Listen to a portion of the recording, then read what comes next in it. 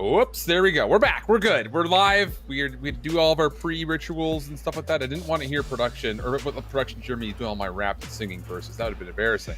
But as we get into this, day 3 still of the group stage in North America, and a lot to really kind of figure out here, boys. I got Visions and Infinity with me. We've got 2 different sets of 3-way ties.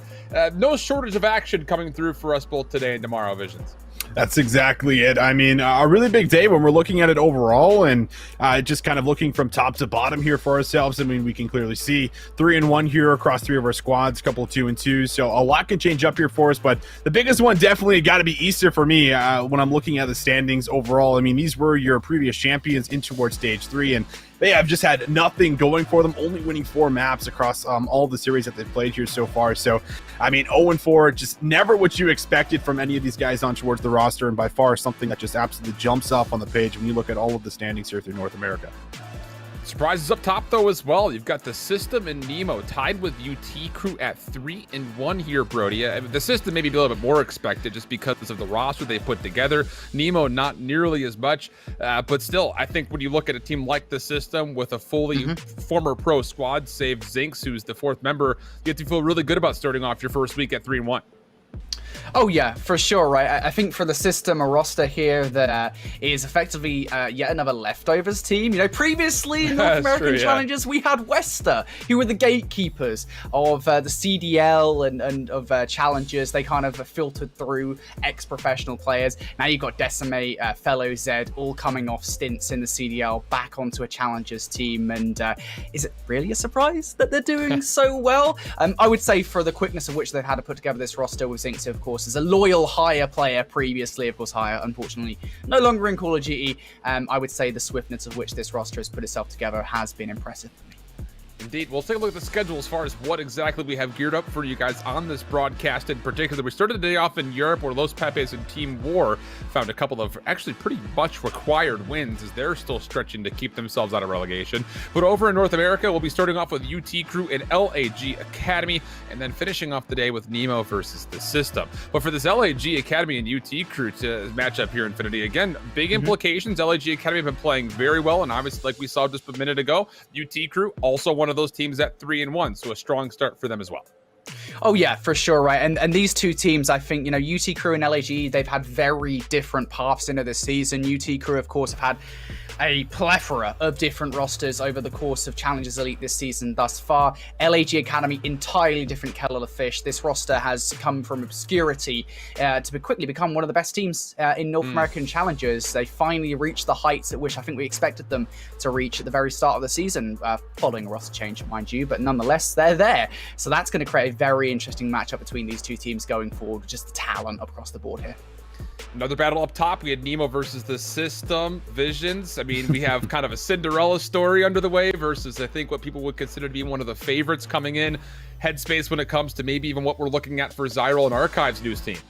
Well, I feel like coming in here for us overall, this is not really what I expected from this Nemo squad because both of these teams actually had to qualify to get in towards Elite here for stage 4. So the fact that they're actually both near the top and all of our teams that are essentially already qualified and coming in towards stage 4 are near the bottom is a little bit of a change up. It goes to show like, hey, maybe some players are actually catching up here. But I think that this, you know, Zyral, Archives, Rambi, and Perform squad, I'm looking at this and I'm not thinking that these guys are going to be near the top, but I think that everything is just meshing and kind of clicking here together for them. But this is where, you know, another one of those tests comes up where you're playing essentially 4 previous pro players here, I guess, plus Zinx, so 3 plus Zinx overall, and you're coming in towards this matchup with, you know, a lot on the line. If you can take these guys down, have the head-to-head, and be able to go up 4-1, I mean, that puts you in a really nice spot for maybe even collecting that top seed, going in towards playoffs here for us. Well, we'll take our focus right back into what the best of 5 series set has to look like for UT Crew and LAG Academy. Showing up there on your screens, the Raid Hardpoint Moscow search Garrison Control to kick us off. And well, we'll say this much for LAG Academy, how about Mox so far throughout not just stage 3, but here, of course, in stage 4, he has been lights out. Where do you kind of look at for LAG Academy when it comes to either players to watch or maybe even keys to victory in this matchup for this particular first series or Visions? I'm looking at LAG LAG, and I'm thinking, wow, how the hell did you guys get so good so fast? Because I remember looking back on this squad and I was like, dude, like this is the academy team for a professional team in the in the CDL. Yeah. And it felt like they were just barely like scraping by, like top 64s, like even I think coming out like 128s and things like this. Like they were not finding anything at the beginning of the year. But since Chino has kind of moved up towards the main roster and we've seen Mox come in, this team actually just looks like they are just on the same page. Mox has also been performing really well in the respawns. Like this anchoring role that he's kind of playing in towards a lot of these maps, securing spawns for his team, has really fit him beautifully. And then you have people like Nero, who I think is really one of the highlight players on towards this roster and is, you know, almost proving that he deserves a shot going in towards what could be expansion teams or maybe even the CDL in general for as far as next year. But I'm looking at this squad thinking you cannot sleep on them anymore. They are very deadly and they're starting to become more and more consistent through every game mode. On the other side, for UT Crew, obviously, again, sitting near the top, they've put together a really solid run thus far, getting through teams like Built by Gamers, Easter, Sobriety, the only losses to the system. So for Brody, anyone in particular you're kind of looking at as far as who could potentially be the X factor here? It's one man. His name is Phantoms. He sat on the bench of the Paris Legion all of last season. A hidden gem. I think that much is absolutely clear. And I'm very excited to see what he is able to do on this continuing to be extremely powerful UT Crew roster. See how things go. Well, it's going to be myself and Visions here for the call in LG Academy. A solid start here in the raid Hardpoint, getting well, essentially a full wipe, only dropping one. And meanwhile, it's just been a free Hardpoint thus far, forcing even UT Crew to start maybe considering, do we maybe want to just play across the map here? Because at the moment, they are needing to not just play for the Hardpoint, but also try to win a rotation over to New to Kitchen. Oh, they need these gunfights right now. As you frame that up, Alan, I mean, they're really probably questioning it unless we see Methods do something a little exceptional for the last 15 seconds. And the support is still raining on through, but this is just delaying the rotation as Slacked is maybe forced to make a solo play. Nero, nice little challenge there, puts him on 4 in a row. And LAG Academy, I mean, not only do they come away with the rotation here to Kitchen, but they're also going to put 40 points up on the board off P1. Yeah. Heck of a start to be sure. You do see Rex kind of playing from the front. Exceed will see him, Semtex to make sure he can stay safe, try to dodge one of his own, but now here's the help. Rex not going to find anything whatsoever. Slacked. He's been having a really solid season so far for the UT Crew. Going to look to be that entry player continually throughout this set. He does well to find one. Not going to need to get a second though because Methods is right there with them, so at least some sort of a break from the front has started to come through. Not convincing by any means, at least not as of yet, as LIG Academy still had at least one player lingering in the back. More coming in a pinch from the front, but the pistol, Phantom's able to keep himself alive for a time, and now Rex Slack trying to clean things up, and that will lead towards some more significant time here for UT Crew. Oh, and Slack gonna try to make a move on towards the rotation here, but Mox is already picking it up. Glass will be broken, and Mox, of course, seeing it on the mini-map. Slack is close, almost able to jump out at him. Will hold on towards his life, and you take a look at the mini-map. The scrap time will go over. UT Crew come away with a good amount of time there. That's actually about 40 seconds that they come away with, so able to at least match hill for hill, despite the extra 15 going over there to side of LAG Academy. But the new rotation, it is locked in. LAG Academy looking pretty solid all around. Just have to fend off the push through the middle of the map, and Mental will win the one-on-one inside the hill to hold on towards the time. That win for Mental's actually pivotal. You're able to get the kill and then spawn Nero right up where he turns that life immediately into another elimination. So there was a moment in there where UT Crew maybe almost threatened enough, but that quick response from Mental saves the spawns, and with that also the hard point. So now with 27 seconds to play for, UT Crew going to send a couple of numbers forward, but they really don't get much of a look at the hard point at all, do they? Exceed for 2. He'll actually grab a third on the cross, and that will be not just the hard point of scrap time going to be confirmed, but you also see Mox is already on the rotation. He's tagged up heavily and will eventually fall, but for LIG Academy, you love the tempo and pace so far through 3 hills. Yeah, I mean, this is really interesting, right? It just feels like there isn't a whole lot of breaks, so the team that finally solidifies the setup is the team that's actually coming away with the majority of the time on that hill. We see it there in the last 3. It might be a chance to happen again here in towards basketball, but Rex, important role inside of Kitchen, will force a team kill, and Phantoms is there for a trade. So the push will be shut down, at least through Kitchen, but a couple players still lingering in towards the back here to maybe come in from behind. Might be enough for LG Academy to set up for their break. That's a nice little double peek from Nero. Phantoms had a lot of damage put into, I think it was Exceed that was right next to him there for a moment. Or pardon me, it was Mox who's right here. will turn up, find the second kill. So once more, LAG Academy convincing on the rotation, and now that turns into a lot of pressure, not just on the hard point, but also the scoreboard. Phantoms able to put together a couple with combination of methods, but in the end, it is still Mental who's able to hold on to just a couple of extra seconds. That will make the decision a little bit easier for LAG Academy, looking at a scrap 20 and saying, let them have it. We're up 125 to 65. We'll be fine just to let them zone off and see if we can maybe get some good initial time here in the 5th. Oh, Slack gets some incredible timing there. I almost thought there was a sound cue that came through because Exceed turned around, but doesn't spot Slack. So he has a chance to kind of actually break this setup open and allow his teammates to flood on through. And here we go. That first kill is there. Nero for the trade, but Methods then finds that opening that I talked about. Phantoms also comes through, and right in towards the hill, UT crew will be able to at least get on the time. We'll see a quick contest as it's still up to any team, but the gunfight's looking solid here for UT crew, and that play from Slack will pay off here for the break.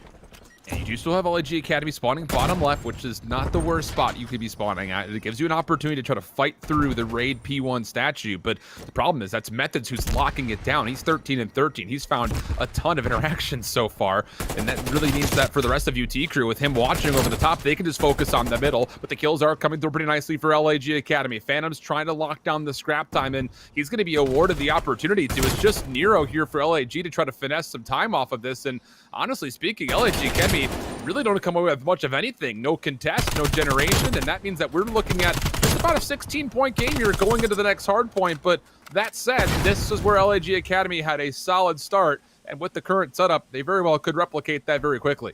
Yeah, they got 40 points last time, and UT crew, they're going to do something a little bit different. They're going to try to attack all 4 entrances here at the same time, and in from the side will be Phantom, so he lines up that first kill, and now everyone starts to make the push happen. Mox is on 4 in a row, but he's feeling the pressure, already tagged up fairly low himself. Rex gets ripped off the heady Mox. I don't know how he wins it, but that keeps the streak alive, and that keeps LAG Academy inside the hill. And that's been the story of Mox all stage. I mean, just watching them in their opening week, he just was not touched whatsoever. On 5 in a row before eventually cut down, but he's improved his stat line to 18 and 10 with 40 seconds of hill time. So it's not even the fact that he's just holding down lanes. He's getting involved when is required of him, and that's what you want to see, especially with the speed that teams like UT crew and the system are currently playing at. Being able to beat them at that same pace is super crucial, and you love to see that out of one of your main ARs to really step up and make sure that he's doing a little bit of everything. You very much do, but now you might be calling for the subs and the ARs to try and find a way to get in towards Kitchen. If you remember, UT crew got the majority of their points off this hill as well, where they came away with 40 points. So Mox in the back. He's able to find Slack slipping up, but Methods going to be able to respond for a quick trade, and that is a full wipe that goes down just 20 seconds in towards the point. Phantoms is going to get a read that, listen, they're not coming through laundry. It's back towards the front here again. And UT crew, they almost considered the rotation, but has backed up to try to hold on to the front, of which maybe a little bit easier said than done, but Phantom 7 in a row gets the final kill, and honestly speaking, kind of uses his other 3 teammates as full bait for the entire interaction. But hey, gets them the artillery strike, and also with that, their first lead thus far. And now you turn your attention back over to the Roto to P3, where you've already got LAG Academy shutting down the top side of the minimap. So if there's going to be a break attempt, you feel like it's going to have to be a setup over towards the top side by AC. And there's that first kill. Nero's going to drop. And there's 2 players actually coming through the pool side, so that AC spawn right beside the point won't be coming through for LAG Academy. Meanwhile, Phantom still buying time, working towards that second streak. Just needs a kill to come through, and that will be good enough for the cruise missile. Meanwhile, Rex and Slacked, they're going to open up a bit of space right towards the point. Mental challenges on out. Will be able to win a big battle, but he's got more to deal with. Finds the second. Still 2 more players inside of the hill, and the nade will end up stopping him from finding anything further. So we'll get a break there very early on. UT crew now just looking to hold on to the last 30 seconds. It's Nero almost breaks things open. I don't love that setup from LAG Academy. I mean, you're getting some resistance over towards the bottom by the statue with those 2 players that are there, but if you're going to double stack down that far over by the statue, that means that UT crew will just freely get into bedroom, freely get into Zig, and once they do and kills start to be traded, where is LAG Academy going to spawn? The only location is all the way by basketball. You can't spawn down by statue because UT crew's hitting through there. You can't spawn up by AC because they're on top of you. So, I don't know, maybe a bit of over-regression over through the statue side, and that allows UT crew a chance to break, and now with a marginal lead, an opportunity maybe even consider these streaks to come on through to try to break open this hill and put this game out of reach. Might be considering it, but Method's also working towards maybe a set of streaks for himself too. That could just be enough to seal the deal. Either way, UT Crew in a good position to close things out. Methods on 5. Rex up top, able to laser in some shots into a couple members from LAG Academy as they're feeling the pressure. They need to get the break, and it has to be now. Looking at another 14 seconds. That'll be enough to bring home the dub for UT Crew. They're waiting, but sooner or later, you're going to have to go, and Phantoms is ripping them apart. He pops a 3-piece, and there is no one close enough to get on top of this hill. UT Crew, they make the comeback happen as they close out map 1. I really just have to go back to that garage hardpoint, the second rotation around. I get what you're trying to do if you're LAG. The most traditional route that teams will take to break is to get that driveway spawn, right? Because it's so difficult to get all the way over to AC, block that spawn, let alone flip it for your squad. So why not go ahead and take the driveway spawn? But the thing about it is, nobody inside the hardpoint seemed to even look over towards the outside of Fountain over towards AC. So UT Crew walk into the middle of the map, they walk down over towards AC, and then once the gunfight starts to unfold on the hard point, even those players by driveway have to turn around to go back and help. So you're kind of giving up that position in the first place. So I don't know. That was a really tough instance, and that break for UT Crew, I won't say it was too easy, but it was definitely made easier just based on all the resources that LAG were putting over towards the statue side. And then there was a moment where I believe it was Nero who was the next one to spawn, and he's spawning baseline on basketball, like he's about to inbounds pass it. So that's not at all, I think, what you want, because at that point you have to chalk the scrap time, and you're essentially playing for a full hold on P4 where you've got double streaks to survive through, which, if you don't take by my tone, not often do you successfully do that.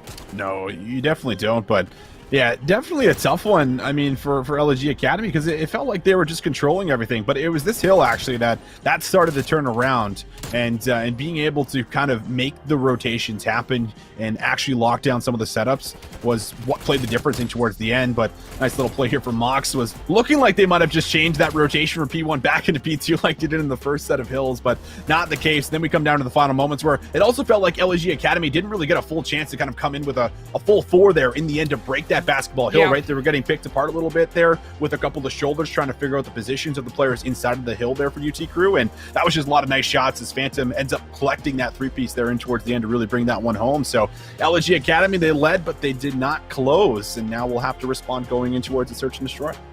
I mean, that's the storyline that we continue to say about things like Raid, Search, and Destroy, is how quickly the map can turn around if you're not careful on some rotations. So 250-194 as mentioned, but in the Moscow search, like you bring up, we'll see Moscow potentially again for that second hard point at the Garrison Control. And the interesting thing about both of these squads, as you look at how they're doing so far in the stage, is that honestly speaking, pretty even affair here across the board when it comes down to how they're doing on the modes. I mean, for Hardpoint, LAG Academy 3-1 versus UT Crews 4-3, but Search and Destroy, both teams are 2-2, and then Control, both teams have found 3 wins. LAG Academy, is sitting at 3-1, right alongside what we have currently for UT Crews. So a very even matchup through and through when it comes down to how the modes are faring. For me, it's just going to be down to who's got the ability to improve the most from last week into today. Because for UT Crew, 3-1 start in the first week, you're feeling very confident that you're out of the world of relegation. In fact, you can almost guarantee it.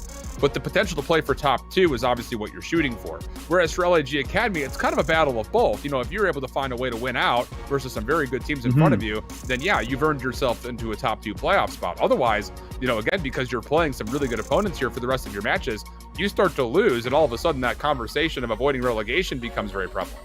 It does. And I mean, talking more specifically about the search and destroys here, both of these teams currently 2-2, and not a whole lot of Moscow actually played between both of them here, maybe except for LG Academy, who have a couple extra games and have actually been pretty solid. So overall, coming in towards this map, I have to imagine it is their pick, and you now need to respond on it because, you are down 0-1 after throwing that one away a little bit there in towards the raid hard point. So that kind of adds that additional pressure coming in towards the mix. And as we kind of touch on, a lot of the players here, it's funny because there's actually a lot of search and destroy players that came from the scene that are kind of in towards the lineups. Like you're looking at even like people like Rex, who spent a lot of time doing it in the past, and looking like people like Exceed, who spent a lot of time in towards the off season. Even Mental plays with a lot of the Gears guys in the off season for a lot of search and destroy here. So it should be a really fun one. And we're at this point in the year, Alan, where it's like, listen, there's only so many new strategies that you can pull out. So it's a lot of reading and a lot of prep, right? That you kind of have to set up going in towards your matchups. And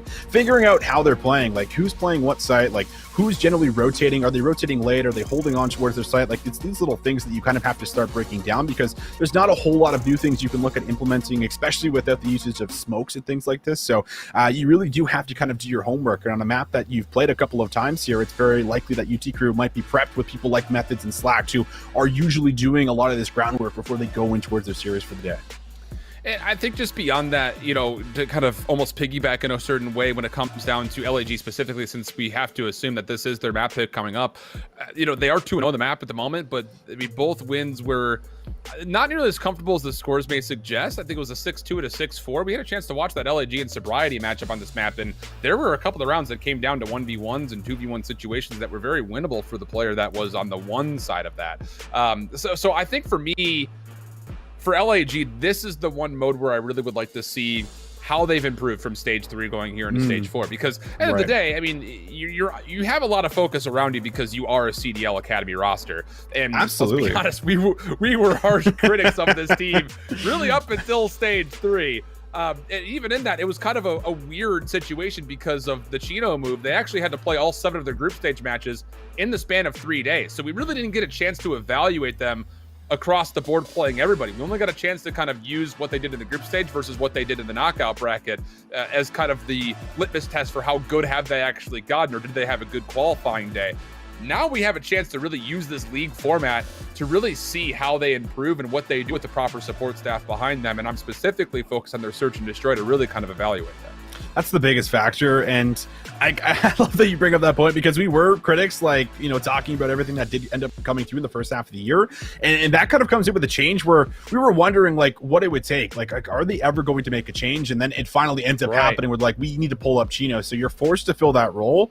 And someone like Mox compared to Chino, I feel like it's going to bring just like a tad bit more leadership when you're comparing the two. Like, I think Chino's able to shot call, and he usually does have a pretty big voice when you're talking about search and destroy. But Mox just kind of fits this overall like Callister kind of stereotype for as far as like your in-game leader, someone who's like calling out spawns, I'm blocking, all of these things that are being done, and all of these things that Mox has had to deal with over the last couple of teams that he's had, because he hasn't really been in the elite very often, and he's had to work with a lot more of these younger guns. So he's kind of more naturally had to fit in towards this role probably this year than past ones overall. And I think that's something that certainly helps, especially when you're coming down to, you know, search and destroy in particular, where you do have someone kind of maybe leading the charge and being able to add that additional information, additional comms to make sure everyone is always on the same page, because in this game mode, it's more important than anything else when you're trying to actually coordinate things and get things going all together here for us. And I mean, so far they've been 2-0 on the map, and they're looking to keep that going here flawlessly.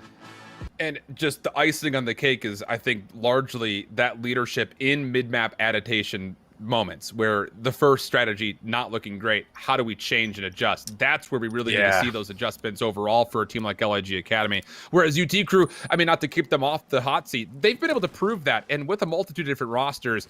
So I hate to keep just spinning one side of the story, but there's a reason for it, and we'll see what LIG Academy have to offer here on their opening offense. Nero going to just move on forward with the pistol. Never expects UT Crew to actually defensively challenge from his right, which is not the orthodox challenge for defenders, but as Phantoms finds one, Slack takes care of the Eskies push, and that'll be good for a 4v2 early for UT Crew defensively. Yeah, this is a little bit of an interesting offensive round where it feels like everyone hits their own lane, and they lose the numbers in the middle of the map, so forced to win some individual gunfights on the side. Menzel might have been spotted there from Slack, not 100%. Either way, Mox does manage to slip through. And you can kind of see there on the mini-map that we're seeing Phantoms just bounce between the back of the spawn and the middle of the map. Gunfight comes through, Mox can't clean it up, and now you're extremely low on time, and it's a 1 versus 4. Yeah, and you have to give, you know, tip of the cap to Menzel. As soon as that gunfight opens up, he waits about a hard 3 count and then tries to push forward to see if he can catch him and look in the other direction. Doesn't come through. You see it actually here from his, well, demise, unfortunately. And then Slack actually, does he get the last final bullets in here? Oh, it looks like he absolutely does. Okay, so great shots from Slack, making use of the down dude. That's clean. Yeah, it was clean. We usually don't see Slack with a Craig 6, so Gotta hype him up a little bit, coming away with 3 and some clean shots there at the end of the round with the Craig. So nice to see here out of the objective player for the side of UT Crew. And I mean, yeah, that was just a really good round overall, making sure they did not take away the middle of the map, and they just locked it down and held on towards it. But a response here for LG Academy as they don't find any kills in the first round, but hoping to do so this time. And Exceed does find that first one. I like this. He simply backs away, gets that first pick, and is going to play his life. Yeah, seeing the second player, that is enough for him to start to call that, okay, Mox, can you pick up my middle, please? They're fine playing retake in a 4v3 around B, especially if you can control the side door to middle and the long outside street area. So for LG Academy, it doesn't matter if UT Crew plants here. And you can even see just on the opposite side of the coin, UT Crew are saying, we really can't plant here. We don't have street control. We have no idea what's middle. So even though it feels strange to give up the free plant, this is technically the right call in my mind. And now Slack has to come through with maybe a couple of entries. See player 8 right behind him. That's going to be Rex. As you want Slack to kind of keep this spree going, but he's going to challenge on out. Rex will drop Slack. Is he there for the trade? No, he's not. Mental just lays on the trigger. We'll find 2. Phantoms, I don't think he spots him there to his left, but will win a gunfight up close there versus Exceed. 1 versus 2. Pressure is coming from Mox. He's tagged up, forced to take the challenge. Won't be able to bring it home, and LG Academy will also lock down their defensive round. Yeah, and again, you have to give a lot of just notoriety to the fact that both teams make the exact right read after the first blood comes through. I mean, it's a 3 first blood for Exceed through the outside streetcar. Really no problem whatsoever. Doesn't get tagged up or even traded in any form. And UT Crew, I think a lot of people who are watching would say, just plant. You've got B open, but you got to think about what would come next. That's a very one-dimensional success, sure, but what happens in step 2? How do you set up a post plant when you've got no street control and absolutely no middle control? The answer largely is that you don't. So heads up play there, and now we get into LAG Academy looking to get a bit more aggressive, but this time over towards A. And boy, Slack is not going to expect this. Mental on 3 even reads methods pretty darn well. Doesn't get the best of them initially, and in the end, it will be Nero and Mox at a 2v1 versus Phantoms. Oh, but will they expect Phantoms? No, they will not. Oh, boy. We've seen a couple lineups on this map, Alan. There's another one for us, and no one is looking in towards the back here. They're just expecting Phantoms to be making a rotation, and it looks like one of the players definitely still weak there as the shots come through easily, and Phantom says, thank you for my 1v2. Not quite the optic corner, but we'll give him a buffer. So 1-2 the tally right now, favoring UT Crew after Phantom's 1v2 situation. He's able to shut down some streaking players as well. Mental was on 3 in a row. And now we're going to take a look at UT Crew's A attack. At least initially, it's a 3-1 split. Slack is going to look for something very similar up the middle as he did a couple of rounds ago from the other side of the bomb. But as trophies will deny utility, it's going to come down to who can win the opening shots. And Phantoms will absolutely say, I will. Looks for more than that. Mental eventually traded alongside Nero. And a quick take for UT Crew as they plant over at A. Oh, I love that there. That was absolutely beautiful. But before we get into the breakdown, we'll see if Exceed can pull off any magic as he retakes from his side of the map. And not going to be easy. It's a stack.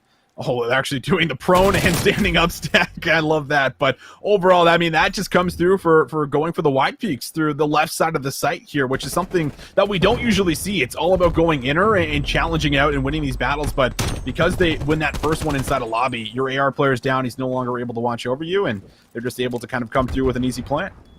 And that's the big key, because that player inside a lobby is the one responsible for that bricks push through on a defensive setup like we were just seeing right there from LAG Academy. So a brilliant first pick leads to a natural counter to the setup. And now really you look at a 3-1 tally for UT Crew, and you have to think for LAG Academy, this is a must-win round for you. You really don't want to go down 4-1. It would lead to you having to essentially win 2-3 rounds in a row at any given point in time to finish off this map favorably. So we'll see what they have to offer this time. Dylan going to be playing just underneath the gold window. He is doing this by himself, so 1-for-1 would be okay, but not the case. Exceed able to win first blood. Even sees Phantoms. Good team shots with Mox. And that's a wide open B site, but LAG Academy a little bit late to get over here. So there will be maybe an opportunity for Methods to deny some rotation, but as he loses Slack, there's really not a lot of hope for this one.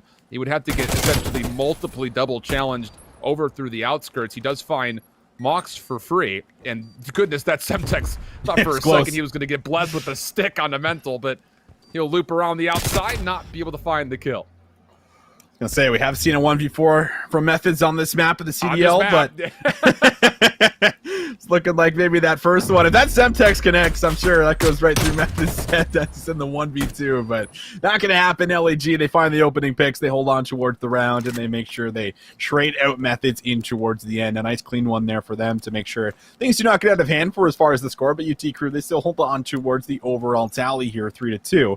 As we'll switch sides one more time and see how UT Crew is going to be able to set up their next offensive round. Last time it was an aggressive hit towards A. This time they're just going to send Phantoms over there maybe to make some noise while they look to maybe get something going on this B site.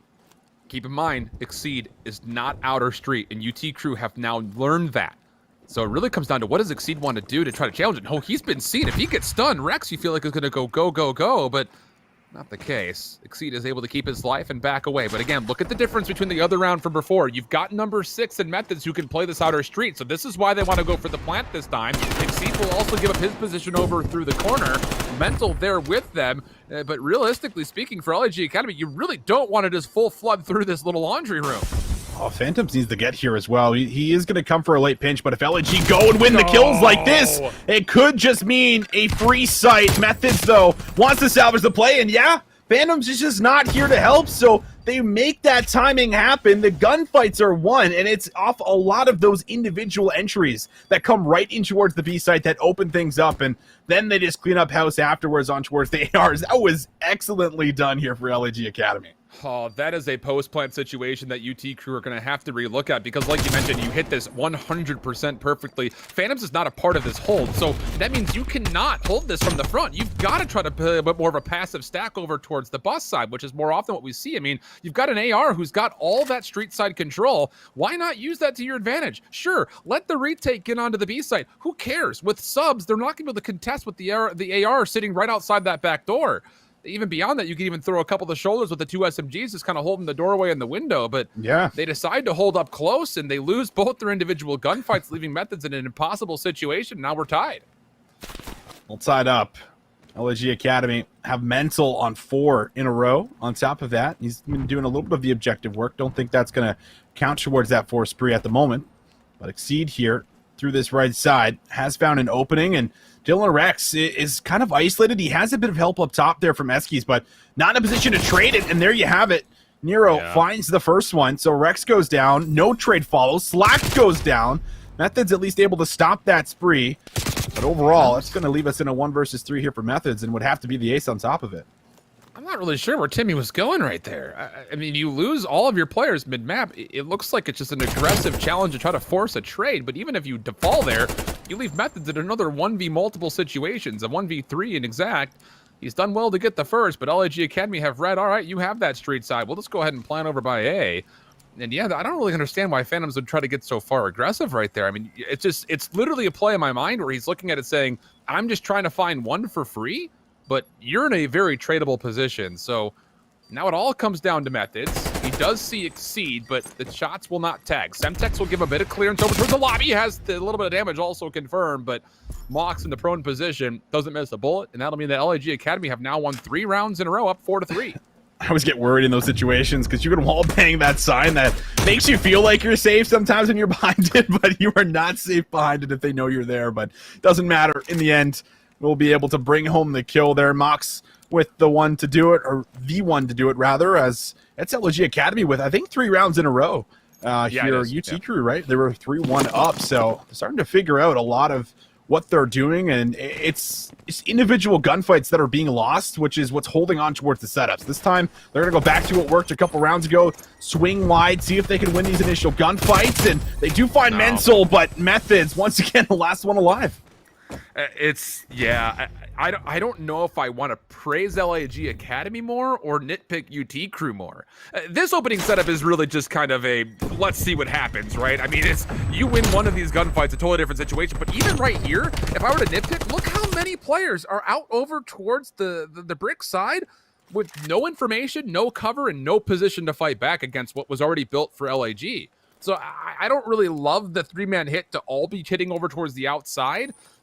But beyond that, LAG Academy, they got a lot more damage dealt just on that opening cross, which gave them the advantage that eventually allowed the double up and nearly the triple kill coming through at the end. So LAG Academy, I love this. Mental's going to get aggressive through Eskies and just throw his weight around, see if he can bait over a rotation, maybe just win an opening gunfight. And boy, he might make first point of contact, and he does. Slack will fall, but Methods over towards Brick responds. Methods, though, he's not in the best of spots. Does have the heady, but if they're able to close the gap, they just go for the plant there. What? I'm a little bit puzzled on this call, and you haven't cleared up Methods. You know players are going to be rotating, so you're in a 2 versus 3. They do at least get the bomb, but they have to know that you're rotating over towards B at the moment. Yeah, and it's just, if that kill doesn't come through, UT Crew may not be trying to lower any defenses over towards B. They may just have to fully stick towards A, but the fact that they get that elimination, and Mental didn't even have the bomb right there, by the way. Nero did the entire time, so Mental was just sliding out, trying to get some cover on the bomb, maybe trying to win a 1v1, but now it falls on to the double of Nero and Mox, and now just Nero, who, honestly speaking, has gained just enough space to give him a slight resource to play with. 1v2, but the bomb planted means he could use the clock. Long range shots on the Phantoms, absolutely beaming. You called his name. You said this is the kid that could potentially be the one to watch, and so far, maybe the case. Turns around, gonna see Methods, wins the gunfight, the 1v2, and LAG Academy put 5 rounds in a row together. Alan, those were like 2 really hard gunfights to win. The first one, he had to just react. He just had to react and snap. And guess what? He does it. He's able to bring it home. And then for the second one, which I wish was the kill cam, but it's not, he's able to just absolutely snap on Methods as he actually jump peak challenges him. I mean, that was disgusting. That was gross. I'm sure we'll get a replay of that as we go back through here in a second, but holy, there was a lot of those moments that kind of took place there for us overall. But kind of coming back to that previously when we did just see that play there from Methods that was playing in and around the wall, I thought that they were going for a plant, but it looks like Mental was just kind of playing for a bit of an off angle and trying to catch someone moving in. I was a little bit puzzled with this, but they're still able to salvage the play as they make that late rotation over towards B. And, well, of course, Nero does what Nero does and is able to make sure they close it out. Yeah, great stuff, I would say, through and through for LAG Academy on the bounce back, largely from the SMGs. I mean, Mental had a nice little couple of kills a few rounds previously, and then, of course, Nero with the big clutch up. But it was just so many different moments where, for UT Crew, you kind of have to look at the first 4 rounds and say, they were playing their game. They were maybe not in the head of LAG Academy, but they were doing essentially everything that they wanted to. Maybe there were a couple of missed calls, but regardless, they had more room to play with than LAG Academy did. And then all of a sudden, we got into round 5 and beyond, and it was like UT Crew were giving up space. They were kind of funneling themselves up while they were stacked, and I don't know, there were some confusing moments in there to be sure, and I'm sure for UT Crew to look back upon that, but this 1v2 at the end for Nero cannot be nitpicked in any form. This is sheer perfection, and how good is it to see Nero finding a moment like this after what has been a weird year for LAG Academy in full, but he was a special player in Modern Warfare, and it's for reasons like that. Yeah, that was just gross. Like, that was pure reaction time, just disgusting. Oh, beautifully done there from Nero to come out with it. And that was 4 rounds in a row. Like, we have to kind of go back to the start of the game where it was the opposite. It was UT Crew, like, just completely controlling things, going up 3-1, and their entire setups were just all like independent. Like, it's like if one person loses the gunfight, then this becomes vulnerable, and then they're able to break the setup because no one's watching each other's crosses. Like, that's how they were setting up mid-map from like Eskies and watching over the square. It was a little bit too individual, I think, overall, and not doing enough things together. So LAG, they punish them for it. They come out with it, and that's a map that they've obviously been very experienced on, as they've now won it 3 times so far here in this stage. And what that brings us to the Garrison Control, a map that LAG Academy, perfect segue, has not actually played at all. First time we'll actually get a chance to watch them play in this group stage on this map mode combo, but the same can be said about UT Crew. Both teams have realistically loved the raid control, but for some reason in the veto process, someone said, nope, not going to play that. Let's see some freshness here for both of these squads with this Garrison Control. But we also confirmed that we will see the Moscow Hardpoint, which LAG Academy have not played as of yet, but I would have to figure that that would be their map pick. I mean, this is a squad that largely lives on Apocalypse. I mean, it oozes that purple, that haze, and I think that they have turned that into the Gorilla Ghost Dust or something. I don't know, but they've looked really, really good on it. But I have to imagine that that was likely vetoed by UT Crew. So we'll get a chance to kind of learn something about both teams on that Moscow Hardpoint coming up for map 4. Yeah, I think even like the actual main roster for LG also loves Apocalypse too. They play it, did a good amount overall there for us. So it must be something in the water there at the LAG camp. It's the purple haze, dude. It's the purple haze, dude. Certainly seems to be the case. But yeah, this should be a really fun map number 3, because I feel like when I look at both of these teams, I feel like UT Crew is usually going to be better overall in the respawns, and I think I kind of attend that to players like Slacked and like Methods, who have just been in the scene for years and years and years, and just have had all this experience playing multiple different titles through multiple different eras, whether it's jetpacks, boots on the ground, back to boots on the ground when Methods decides to come back in World War II and everything like this. So this is where I feel like they would usually be more consistent when they're putting the majority of their focus into overall. But at the same time, I feel like you just have a lot of explosive players here for LAG that when they just catch a little bit of wind and they start to pick things up, like you just see everything almost just fall in place for them on the map, and they start to take over. And it's not always just by aggressive challenging like we see sometimes from Nero. It is really through their team play, and that's kind of where you have this squad who stayed together for such a long time, didn't find any success, but were able to work through it, and now are actually, you know, in the top here for as far as the top squads in North America. So yeah, it should make for a very nice swing map here in the Garrison Island. And let's be honest, we haven't said the word takeover synonymously in the same sentence with Mox since Gen G, like early on. Oh yeah. So I mean, just kind of seeing Mox come back into play again is definitely something that's been really, really fun. I mean, just on the other side as well, I cannot say highly enough about what Slack has been able to do so far for UT Crew. It was funny. True. He had put up something on Twitter, and I was like, dude, you're coming different this stage. And he's like, bro, they said land, and I started sitting up. And I was like, all right, Desire, like see that. you, brother. I love that. I mean, that little bit of extra energy, a little bit of extra motivation, sure, why not? Because let's be honest, I mean, for some of these teams, you might just find yourself in a bit of complacency if you feel like it's just, you know, online cups and tournaments you're playing for. But the idea of land back at least the CDL level, hopefully something for challengers by the end of the year, has definitely brought in a new level of sincerity for some of these former pro players that are trying to win their way back. And we'll see how things unfold this time. And I love this route from Nero. It's so often we see teams trying to hit this top screen control. Nero says, I'm not even going to look over towards B. My entire focus is to who's mantling, and he comes away with 2 early kills. That is the worst possible thing that can happen on Garrison Control on the attack. Is all 4 players go down and you don't get anything in response, because now you got to take the time and expend lives to battle out. But they're actually doing a pretty good job of it. They respond with 3 of their own. Mental's the only one that's on the map. So everyone takes their time, comes out of spawn, and they actually transition right over towards this B zone quite quickly as Rex is starting to challenge on out. He finds Narrow, and you can see Exceed already panicking, making sure they're not going to be able to make progress on this A zone. This is already looking like a chalk and rotate situation. Now as Exceed falls, it absolutely needs to be that. And that's going to result in 1 minute and 50+ seconds worth of time for UT Crew on a 2-life advantage to work for A. They've already got some high ground control, and this is smart from Slack. No need to double chow. Just hold this high ground position. Allow your reinforcements a chance to get up top here, but very aware that was LAG. They retake the high ground, and even beyond that, they've actually retaken the B zone just in the nick of time, so they can start depleting this third tick of progress. Oh, looking pretty good. Overall, Exceed, though, needs to play his life, and he's not in a great situation. Rex will come through, challenge and chase the red dot. And this time it will pay off as they'll stack the zone, and you already have some decent map positioning. Phantoms setting up, cutting off the rotation. Oh, wow, what are those shots? Comes up with 2. This is now going to allow the easy transition over towards the zone. Slack, oh my goodness, Exceed had to have been low from that fight from Rex. That's going to lead to a triple stack and likely the round. And this comes down to, can anyone win gunfights on their challenges? Nero seems to think maybe, but it's likely not going to be enough. No one's going to touch. And this is going to sound weird, but go with me here, Visions. Okay. The best part of that round for UT Crew was the fact that they actually got broken on B and depleted. Because essentially what that means is LAG are no longer chalking the B zone. They're stretching their defense back out again. True. If they completely lose B, they just stack the high ground. I mean, UT Crew was nowhere near the A zone. But because LAG actually retake the B zone, they re-stretch out their defense, and the next set of gunfights are that much easier.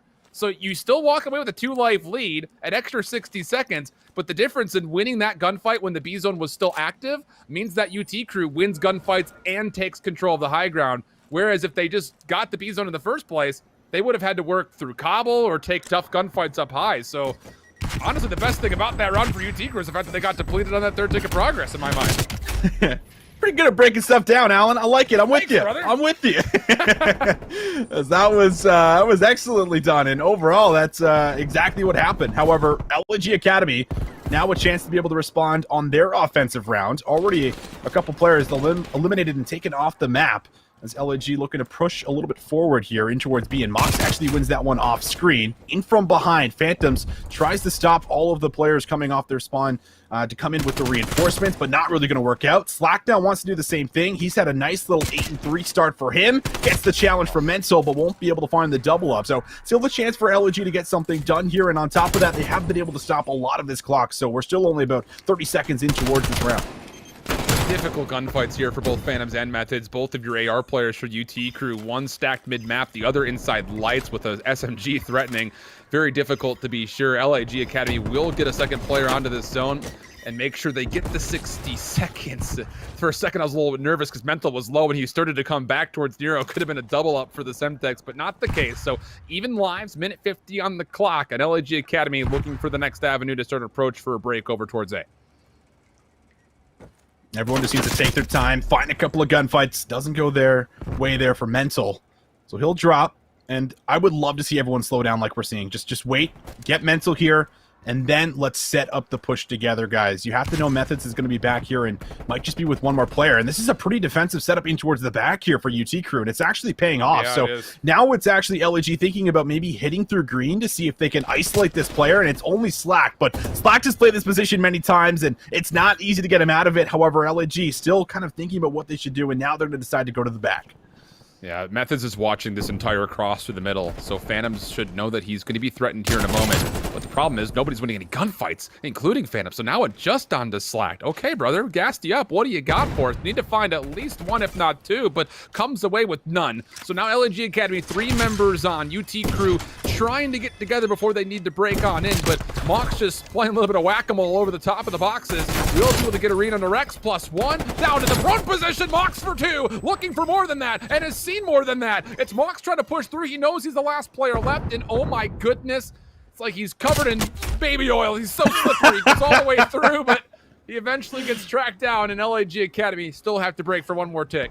Oh, LAG Academy, they get a lot done there. They get the 2 ticks. That's the biggest factor of that. So they just need one more good wipe, and they'll be able to bring home that final tick of progress and secure themselves the offensive zone, but they do get wiped here. I mean, that Mox has to play his life, and he gets smoked as Rex is going to snap on him. 3 in a row now for the sub player right here for UT Crew, and you're just struggling really to make any movement on towards the map here. Nero's going to have to maybe make a play a little bit ahead of his team, and as he does it, Phantoms picks him up for 3 in a row as well. I mean, this is, what, 10 consecutive kills here for UT Crew.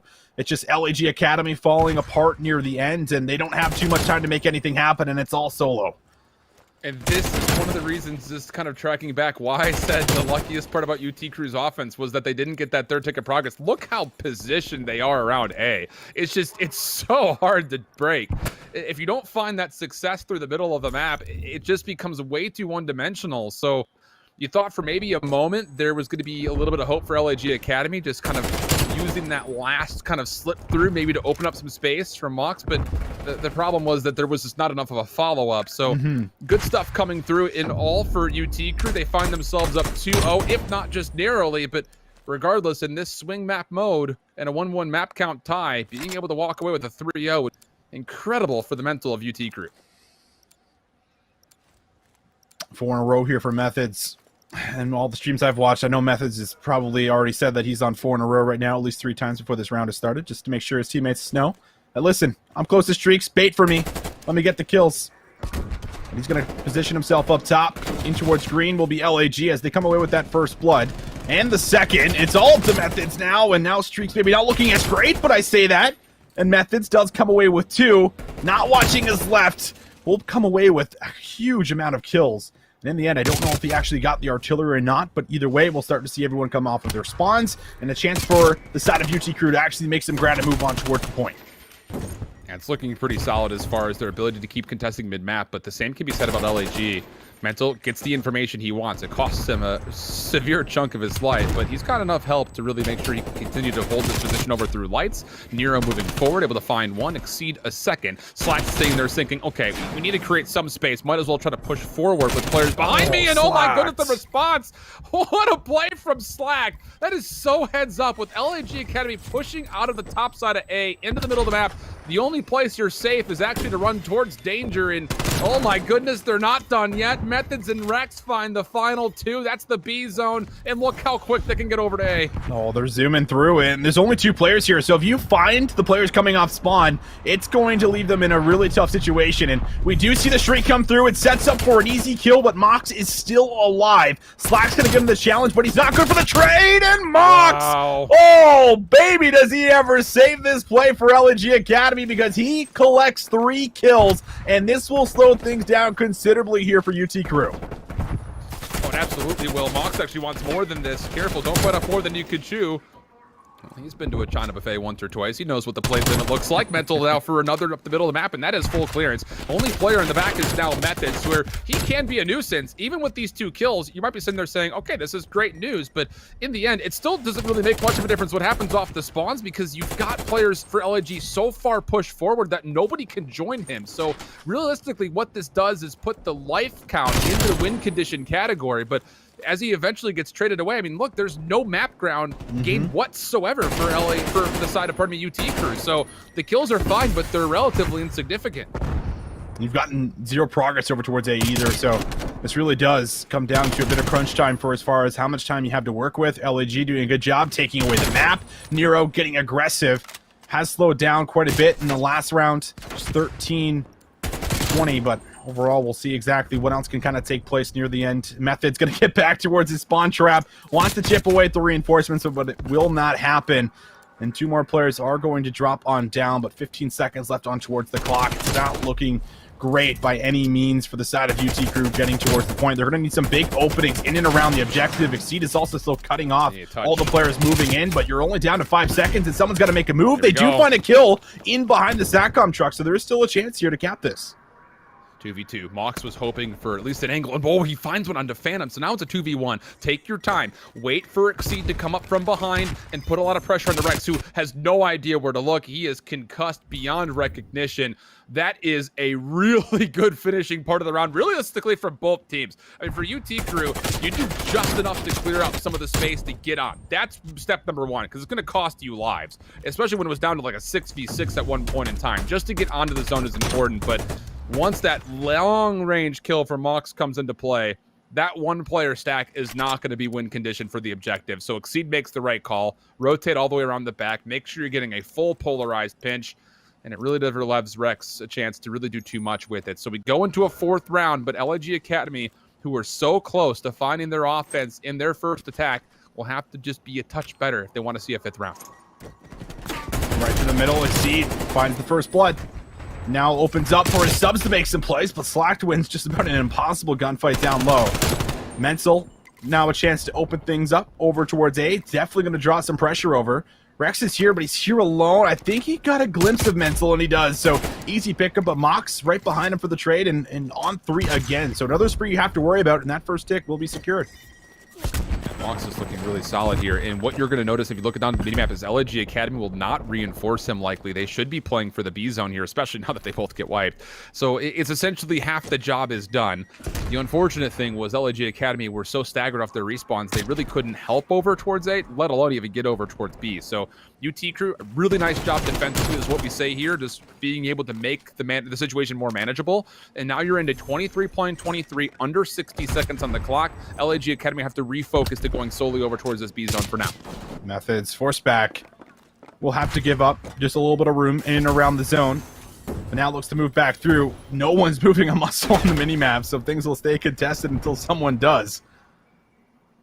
I like this. Look at this stalemate. It looks like we're playing Garrison Search and Destroy from stage 1, Alan. Yeah.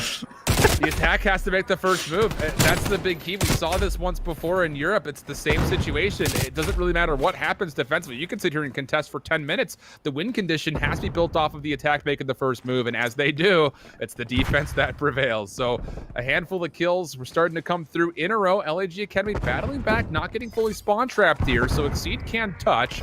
This is largely for a clock stall, and now it's going to have to turn into him winning a couple of 1v multiple situations. Does well for the first. Mock's able to assist for a second, but as he checks for Methods, the retake will be good. +1 Methods for UT Crew coming up big here as they recoup right over the B zone. Well, those are big kills. Those are the AR players here, so they have to come off the spawn, and you're not allowing that to happen because Slacked actually finds Mox, and Exceed drops again, so you no longer have the ARs on the map, and when you don't have ARs on the map on Garrison, you're seeing how difficult it is for the subs to make a move, and now we're coming down to the final 15 seconds. There needs to be a touch for LAG, and they're going to try to make it happen through Dark, but there's a team kill for Mental. Exceed needs to find an opening as Mental slides towards the zone. Will be able to stop the clock here at 6 seconds.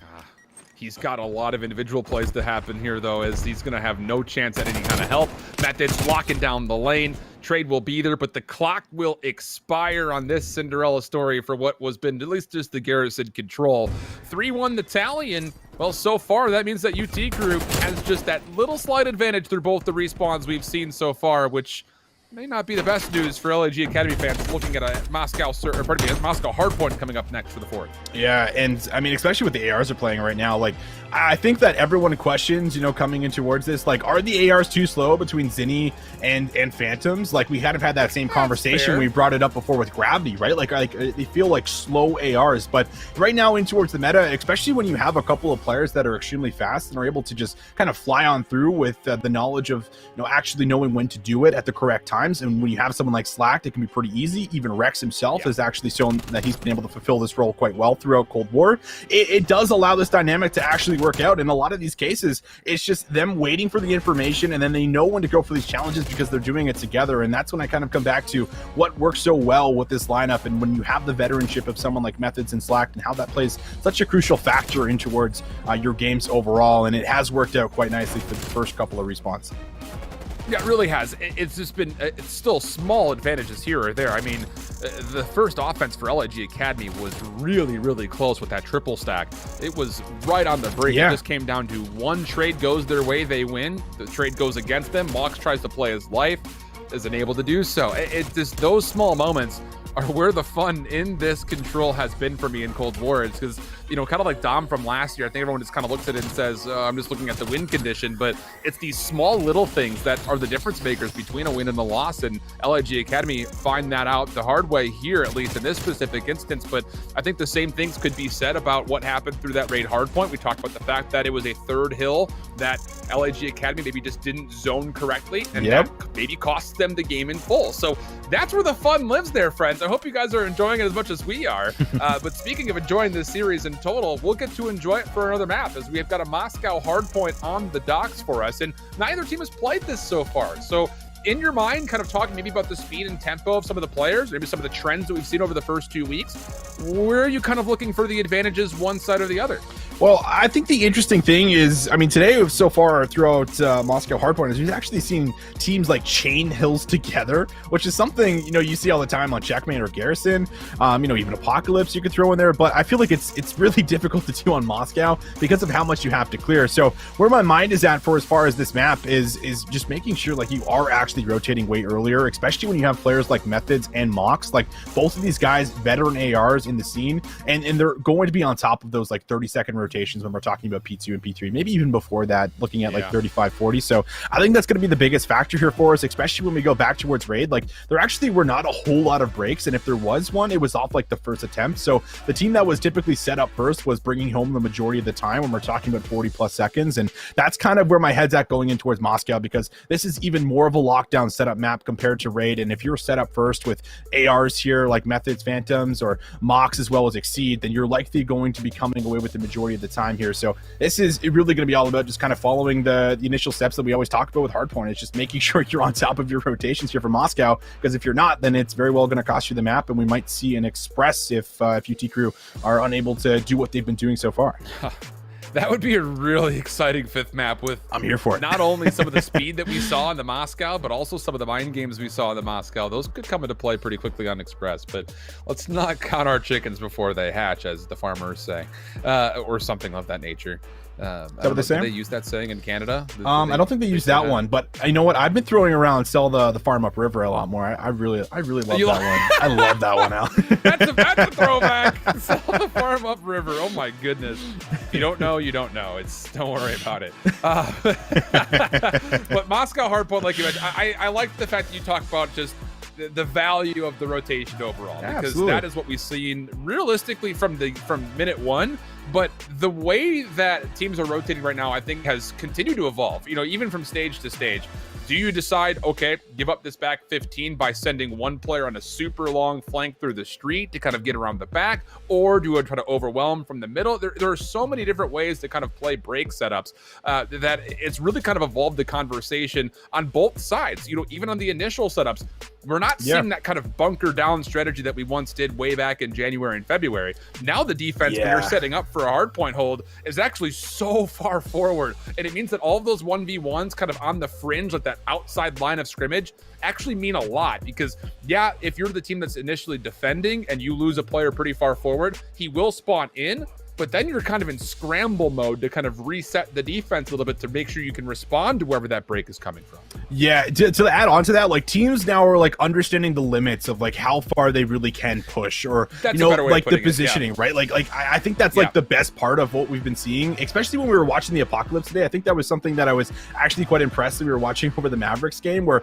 it felt like they were just like hard anchoring the back. They kept the player in the hill, and there was just like 2 players like almost on their side of the map, and they're forcing them like deep temple spawns or like deep P5 spawns. It was very nice, and you can do that same thing on Moscow, and it can actually be even worse. Like when we saw it kind of happen like between like Optic and FaZe, and we go way back when, like stage 1, stage 2, and you're spawning in behind like P2 while the P4 hill's active on the street side. You're just like, man, like I gotta literally hike like 30 seconds to get here, and that's because players are absolutely learning where they can go and how they can kind of set things up so that you are not spawning close and all those spawns are being blocked at the same time. So I think that's one of the best things, and certainly something that we talk about on Moscow all the time, just because the spawn system in towards this game really does have to constantly be brought up, especially comms for as far as I'm blocking the back, you can push forward and you can go and slay and look for kills.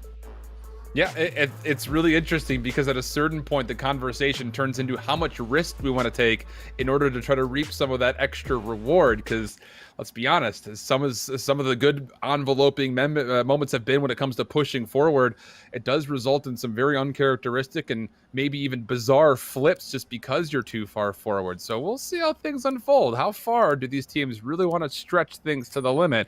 We'll find out. It will be UT Crew starting off on the, well, I'll say abbreviated kind of favored side with P2 to their back, but for LAG Academy, a lot of focus coming right down the middle, looking to win this hardpoint early. Rex, he's going to eat a couple of nades. Nice M-Texas for LAG. It's going to stop Rex from challenging initially, and Exceed just goes prone. Finds 1 and 2 on towards Cutout, but really good recovery for Methods, at least able to come away with 1. However, he does not read the spawns, as this is going to be UT Crew already pushed out of the good side, and they're struggling to actually reposition and try to get something going for what might be the last 30 seconds going over towards LAG. And for LAG Academy, they're actually allowing the street side to stay open for the moment. It kind of feels and looks like whoever comes off spawn will say, I'll pick it up, you go play the hard point. That's actually exactly what's happening, as you see now Nero kind of tagging Mental out as he will go play the street side as Mental plays forward. So really interesting kind of baton passing going on here for LAG. I'm sure they would have liked to have contested a little bit more of that scrap time, but they'll be fine with their 15-point or so lead, especially considering that they have won those initial rotations over to the second hill. And beyond that, the first set of gunfights out through the apartment complex have been clean. Last player is Methods. That is a 4-man wipe. And again, look how far forward these purple arrows are pushing forward. Yeah, and they do at least find Exceed in towards the middle, and that's where the majority of the players are, but still gunfights need to be won, and Mental trying to hold on towards his life inside of the point as Mox cleans up 2, and now it's Methods just forced to play his life, but he's already tagged up, he's low. Easy clean up there for Mental, puts himself on 2 in a row. And I mean, this is LAG again, chaining hills together off 1 and 2, like we saw in Raid. They're doing it here, already thinking about early rotation. If we see player 7, Nero's going to start to make that happen. You know, maybe we need to like make up a new song and call it the Scrap Time Shuffle or something like that, because what we're seeing right now from LAG Academy is the fact that in those moments where we talked about, again, they're pushed so far forward, once they fall, how do you scramble to get your defense put back together? They're doing it beautifully. I mean, the SMGs come off, find a couple of kills. They were able to give good information to Moss as he turned into a sentry, turned up top in police. That's just absolutely picture perfect from LAG Academy. So now UT Crew almost have to do the exact same thing you would have to feel after nearly a full 60 gets given away, and Slack with a couple right down the elbow. That will do well for at least UT Crew to get the time, but the unfortunate thing is they lost the last player who snuck around the back and has single-handedly flipped the spawns around. AR's got to go big, and you're looking at Phantom's likely the one to do it, having to cover both sides of the map and then around the hill. The push comes through Library. They find themselves one. Rex at least able to find Exceed before dropping, and now Mox the chance to be able to bring home the last 20 seconds and steal it away from UT Crew. But you got to get through Methods, you got to get through Phantoms, and Phantoms not going to be able to read a second in from behind. But that's not too bad. UT Crew, they get a good 40 seconds off of that, and they have a chance to actually win this battle on towards Mental, as Methods does, and set up early now for P4. Yeah, it's a huge 1v1 win for Methods. He loses that, and Mental will essentially force UT Crew to spawn all the way back by the second hardpoint as he continues to push up the street side. So it leaves an opening, at least somewhat, for UT Crew to work into gold, work around the hard point, and actually kind of 50-50 neutral battle for this fourth hill. Slack, brilliant read, finds one, knows there's a second, able to sidestep the Semtex, but as he goes back to challenge, Mental will meet him with the SMG already ready to go, and then actually pushes forward to find Dylan as well. So 105-63 the tally, and with 35 seconds to play on the hard point, UT Crew really need to find a break. Mental can't really land the shots on towards Slacked.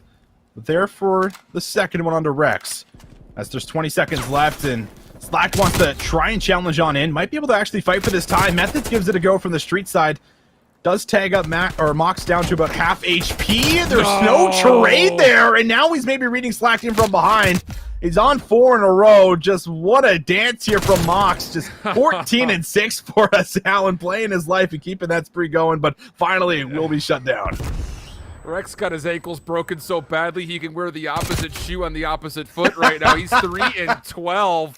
It's not been great for Rex, but even still, with that in mind, this is still a very salvageable game. It's 66-129, but you need more participation from Rex. That has to happen. It needs to happen likely right here between this first and second hard point, and there you go. Able to find his fourth elimination and allows Slack to now push forward, keep the hot hand up. But just as they come through, the trades will actually amount to LAG Academy having some little bit of extra favor as we continue to negotiate and debate over this middle hard point. UT Crew, they cannot afford to lose these spawns, and if they can keep things contested as long as possible in P1, there is still a strong chance that you can move back in towards the game off P2. And since there's only a good 15 seconds left, you should be good, but I don't like the challenge here. They still should spawn in. However, this gives an opportunity for LAG to win these battles and actually press forward. And Neuro does find that first one. The support not fully here, but a player now coming through Library. And because those kills come through right before the new hill pops, player 4 spawns out here. Rex is not in towards the fight, but Phantoms and Slack, they're getting the job done as they will save the play with 3 kills. That's such a key rotation coming through for UT Crew. It looked really dicey if you were to take the tally at like the 20-second mark left on the first hard point, but UT Crew, they're able to just barely piece together a little bit of a win. I won't call it a break, just kind of a win for the back. And now an opportunity to use these spawns to maybe get themselves right back into this game. Shot punch action happening. Mox able to get the better of Phantom, and now it's just down to Methods. But you can even see, look at those white x-rays just popping up lower floor of the police department. They can still fight for this, but they have to battle up against Mox, who's 20-8, and they will eventually put a 9th death onto the tally. But is it enough? It looks like just barely. As UT Crew continue to flood on forward, they will secure the scrap time. The big problem is you are pretty late on towards the rotation. If you're UT Crew, you have Methods at least in towards the back, so one of your stronger ARs will be back here to try and contest the fight for spawns. But no one else is going to be here just yet. And now with Semtex will come through, Mox will get the information that Methods is back here, tags him up extremely low. And he needs support, but there's no real support here. Rex will come through with a nade, and Mental's able to deal with 2 of them, so all that time in towards the back will be for naught, as it's going to be 4 down, and now it's LAG Academy running away with the lead. Yeah, this is not looking great whatsoever for UT Crew. I mean, this has not been the participation you're looking for on these break attempts from, realistically, really just Rex. I mean, he's only got 29 seconds for hard point time. He's even getting pieced up in the back. succeed now on 3 in a row. Methods has done enough to, at least for the moment, block some of the spawns for LAG, but Mox recognizes this and he's been on fire. I mean, he's not going to lose that gunfight, you don't feel like, ever in this map at the moment. And so 195, 107, it's going to break past the double sentry mark here for LAG Academy. And you already had Mental, again, putting some pressure on New. And this is what I mean when it comes down to LAG Academy feels like they're challenging everything at once. I mean, you would have to feel like with 15 seconds, nobody should be here at the Rust Bus yet, but not the case. Mental's able to find a couple of kills, put some attention that direction, and it keeps UT Crew from ever realistically finessing any of the scrap time at the end of the last hard point. And guess who touches the hill here? It's LG Academy. Might not be for long because Slacked is coming in for a pinch, but you're still seeing the struggle of holding on towards the setup whatsoever for the side of UT Crew. Big gunfight in the middle. Will be one here for Rex inside of Gold, so this does relieve just a little bit of that pressure inside of the point, but you're waiting for your teammates to really set up so you can actually hit this pinch, and Nero is just watching it ever so slightly, waits for one, waits for two, both sub players are down, and now it's up to the ARs to start picking apart LAG, or it very well could just be wrapped up with the next 20 seconds going over, going to put you pretty damn close to closing out the game. That moment right there, I think, just categorizes the lack of confidence from the SMG breaks for UT Crew throughout this entire map. I mean, that's one after another. That's not a double chow. That's not a bait and switch. That's just, I'm going to slide in, take a deep breath, then I'm going to slide in. Like, it's just, that's not going to be good enough for a comeback effort. You feel like maybe a little bit of lack of confidence in UT Crew, maybe a bit of miscommunication, regardless of what it happens to be. It's over 100-point lead right now for LAG Academy, looking to put this one away, but all of a sudden, UT Crew finding a bit of a spark here, and it is coming out of Josiah Berry. 21 and 19 on 3 in a row, running this roaming SMG setup, but at a certain point, you have to feel like you need his presence on the hard point, not around it. Oh, it can still be done right on P1. You just need 15 seconds. The feed's looking good. All purple will come on through. UT Crew just trying to desperately contest. A stick there for a trade on towards Mental will fall through, but Phantoms can't get set up inside of Cutout. There is no one here for a pinch. One last contest from the side, and Mox brings home yet another kill, having a phenomenal game in the map number 4, but LAG Academy, they strike hard in the map 4 to get us all the way to a map 5. Yeah, it really was the Slack show from UT Crew. Again, we look at this map and you're running a roaming SMG. Going even is perfectly okay. I think he went about 20 and 20 or something of the nature. I mean, it's a lot of interactions, and even in depths, you're in a position to, as that kind of lurking SMG, to still force an extra bit of consideration of, wait, was there more with him? Do we need to send more players that direction? So like that, just that extra bit of consideration is really, really important, and Slack did a masterful job throughout. But on the other side, no one was touching Chance, dude. Mox was absolutely frying.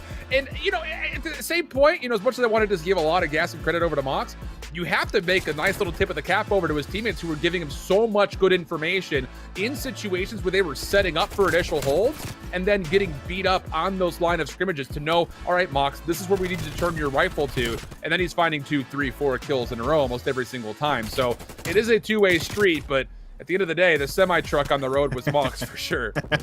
Yeah, it felt that way. It really came through and was just knocking them out of the way. I mean, it just felt like he had so many easy gunfights, and like you're breaking the ankles, like 1 HP. I mean, it was a tough game for Rex, and not to say that submachine gun players have an easy time on this map, but you could just see the difference with the way that Slacked and Rex was playing, and because of that, you're losing a lot of the objective time, not only because you're late towards a lot of these setups, but even the hills they were there first, it didn't feel like they were coming away with a lot of time. Like, we go back to that P2 hill there, Alan, and like from the front, LAG were able to break on through and actually like get on top of the time, so as much as you're controlling the spawns, you're not really getting any points on the board, and that, of course, is what matters in the end. So there was just a lot of great play, I think, overall, and that was something that was a little bit surprising because LAG were struggling in towards the respawns, did slip up in towards the map 1, but it just felt like this was something they just had locked down the entire way through. And it's just interesting because neither of these two teams had played Moscow Hardpoint, and I think we saw maybe more reasons why from UT Crew's side necessarily than LAG's, but maybe one of the reasons why LAG decided they may wanted to pick that kind of out of nowhere. It feels like in a way. But if you don't have their Apocalypse, Moscow, I think, would be a really good second option for them, especially not just because of what we saw, but how they like to play Apocalypse. But that is outside the conversation, as we have to make sure our focus goes over to the Express. And, you know, we teased at it just a little bit. You know, take a look at the dessert menu while you enjoy your main course. Just keep that on the palate.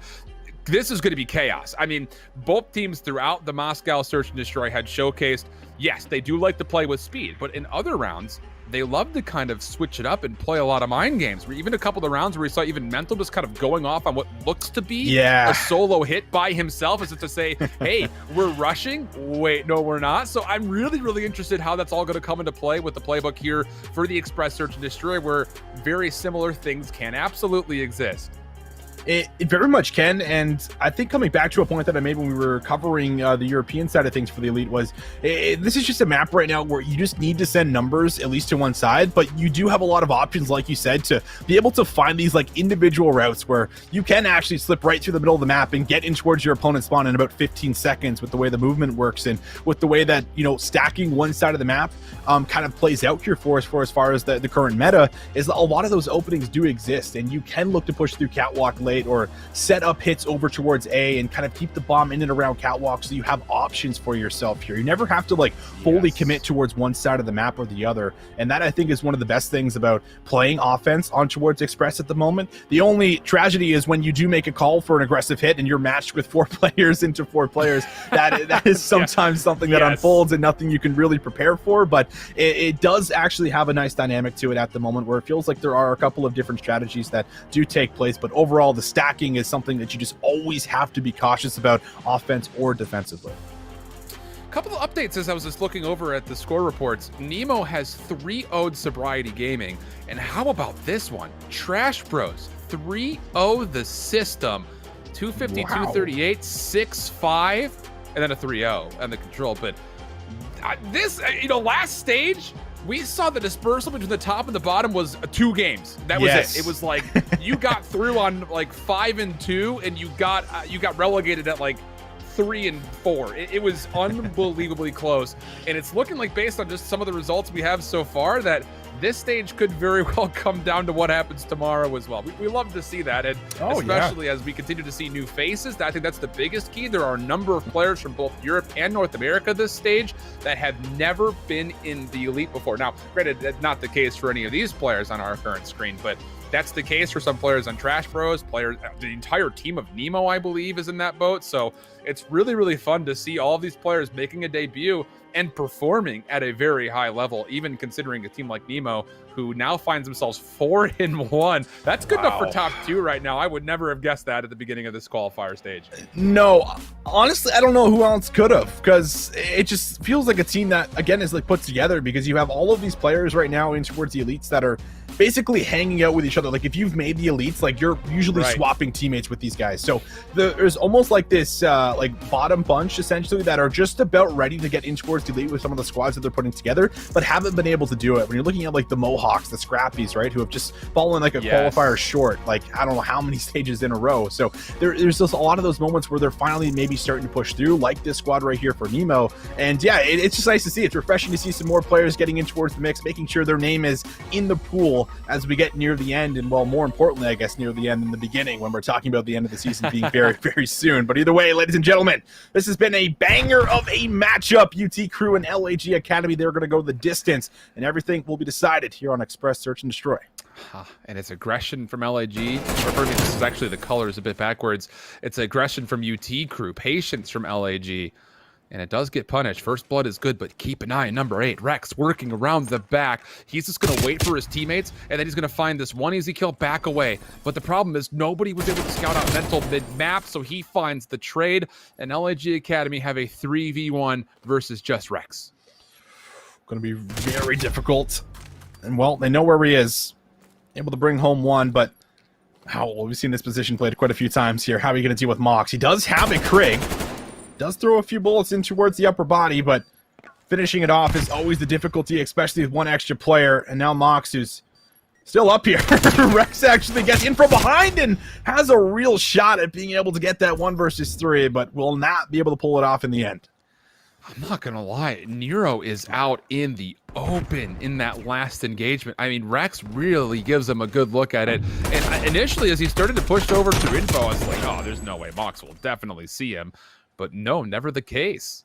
Gets him from below, and again, Nero was put into a corner in the backside. I mean, he was looking to go check to make sure no one was defusing, and he nearly got caught out. But not to happen here. So LAG Academy go up 1-0 early. Again, they were playing very passive on that first offense against the defensive aggression of UT Crew. This time, they're going to get a little bit aggressive of their own defensively. This is largely over towards B, which is not the correct bomb site, and they'll quickly recognize that as UT Crew have already made their way on and through, for a moment, the A site. Exceed will find first blood, but him so far back will mean that Slat can play for a plant, and he will, beyond that, also get out with his life for a 3v4 post-plant situation. Oh, you got to win a couple of key gunfights here before the collapse comes in, and Methods tries, but doesn't find it. Mental, caught in the middle of the map, doesn't actually get challenged. As Slacks runs all the way through. We'll see kills back and forth, but now it's going to be Phantoms left alone. That's too far. 1 versus 3. Bombs being defused. He'll sprint in, but he'll meet a Mox in the train, and Mox will be able to beat him down as we'll see LAG start off strong here, 2-0. Yeah, Mox really just needed to play defensive line right there. He could have just put out his shoulders and just try to body block him first line if he wanted to.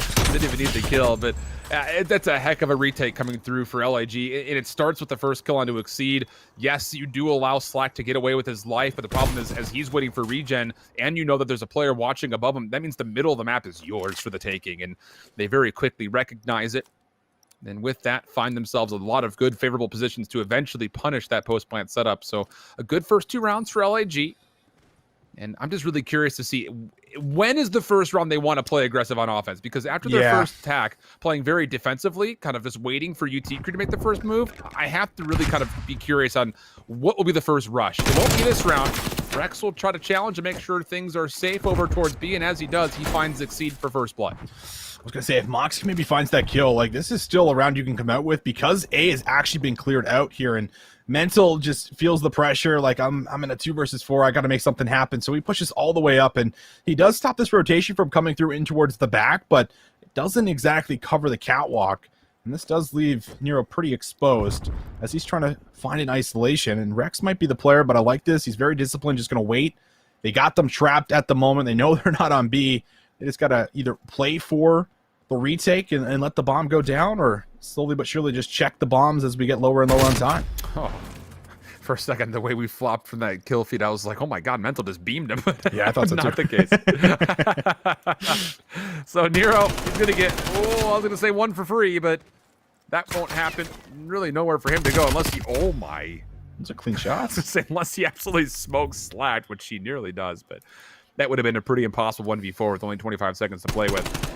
So a bounce back here for UT Crew, and you know, I think a lot of it is just the fact that their aggression this time does pay out with Rex taking control of B and finding first blood through that overpass. Yeah, it definitely does, and coming in towards, you know, what is going to have to be, you know, on round number 4, you get yourself at least on the board here, and I think that's a really good news now for the side of UT Crew, where you know you've at least been able to get away with 1, so just building off of it's going to be what we look at next. And, well, we talk about sometimes team meeting team. This is one of those cases. Mental gets to the top first, finds 2! Oh, Mental! Finds all 3, lives up to his name off those shots, and that is a quick round for LAG to respond with. There's this, I mean, the timing of this play is incredible. Again, look where the Semtex is placed. It's not over towards the departures alley. It's on the wall. And the explosive Semtex of it, it's actually what actually gets the tags. That's enough to give him just a slight advantage when it comes to the health pool. But importantly, that immediately means that your thumb comes off the left trigger when you get tagged by a Semtex. You're not going to push forward into that. So it gives Mental just a small edge to peek that corner. He had some good help behind him. You even saw a second Semtex on that wall again. And that extra bit of damage allows for a very special 3-man feast coming through for Mental. He's now 5-2. There's so much talk around Mental at the beginning of the season here for us, Alan, and a lot of that died off very quickly, but coming near the end, Mental looking a lot more solid, and we get another example there for as far as why. Finds Rex for a first blood, but they got to deal with Slack up top. Slack does get the nade off, and wow, just absolutely finds the head as they will retake control, be able to clear things out, and they have a 3v2 advantage. Oh, and Mox even gets just a bit of an advantage on Methods on a little jump peek over the front of the train. Mental now on 5. The bomb is rotating over towards B. Phantom's tagged by the Semtex, means that Mental can actually play for this kill, and boy will he! 6 in a row for Mental, back-to-back 3-piece rounds. And this is as the entry SMG, ladies and gentlemen. This is no easy feat. Like, snaps on Rex, and this kill here, I mean, the Semtex comes down. Slack does play it well, but this gives him a glimpse of the upper body, clicks onto the head, and Mental finds the exchange to retake control there. Beautifully done. Now that's 4-1 for the side of LAG Academy, and on top of it, you are one off of Streaks, and Streaks do have a pretty impactful role in and around this A site, so that's got to be the goal now for Mental, just securing this and allowing his teammates to bait for him. Again, look at these Semtex are being put. This time the trophy's actually a bit more forward, so it does deny them, but it doesn't make a difference! Oh my goodness, Mental, he's going to want a second. You have to feel like he does, and as he goes for it, he gets it but falls, so 10-3. On what, 8 in a row for Mentals, where the streak will stop, but it does not even matter. Oh man, what a show he's put on, and we'll see it with a bit of dramatics with the slow motion here again. Yeah, we will. And it's really funny about this play call is UT Crew are like, listen, we're going to our next offense. There's no way they're going to expect us to 4-man hit this again, right? Like, we're surely going to go over towards the A site. Surely we're going to do it. No. LAG is like, let's go run that back one more time to see if we can maybe retake control in and around the site. They do so. Mental goes big again, and look at that in the bottom right-hand corner of your screen. That is a cruise missile and an artillery strike available for his use going in towards what could very likely be the last round here for the side of UT Crew, unless they can really get something going, and it would have to be very quickly. So here's the play. You're going to try to plant towards A. I would love to see him use the ping right here to create space to get the bomb planted, and then just save the actual explosive ordnance for when it's going to be planted in its own self. Here's the play forward. The problem is, this is really good from UT Crew. You take away the idea of playing from the back with Methods playing all the way deep, and now it's just Mental left alive. You saw what UT Crew was trying to do from the get-go. They wanted to play that flank, and it was a very smart play. And Mental, if he does this, that'd be insane, but he won't. But for the other side, for LAG Academy, they wanted to try to play for a bit of space creation, and they were never allowed because Methods plays on that long flank. Really brilliant adaptation and understanding from UT Crew here to make sure those streaks didn't come into play. Still have them available, so you can look to maybe pull out some of the pings here going in towards defensive rounds. And now you're calling the play call here for the side of UT Crew, and now you're like, oh, surely we don't go back to B again, right? Because it has not worked out the last two offensive rounds.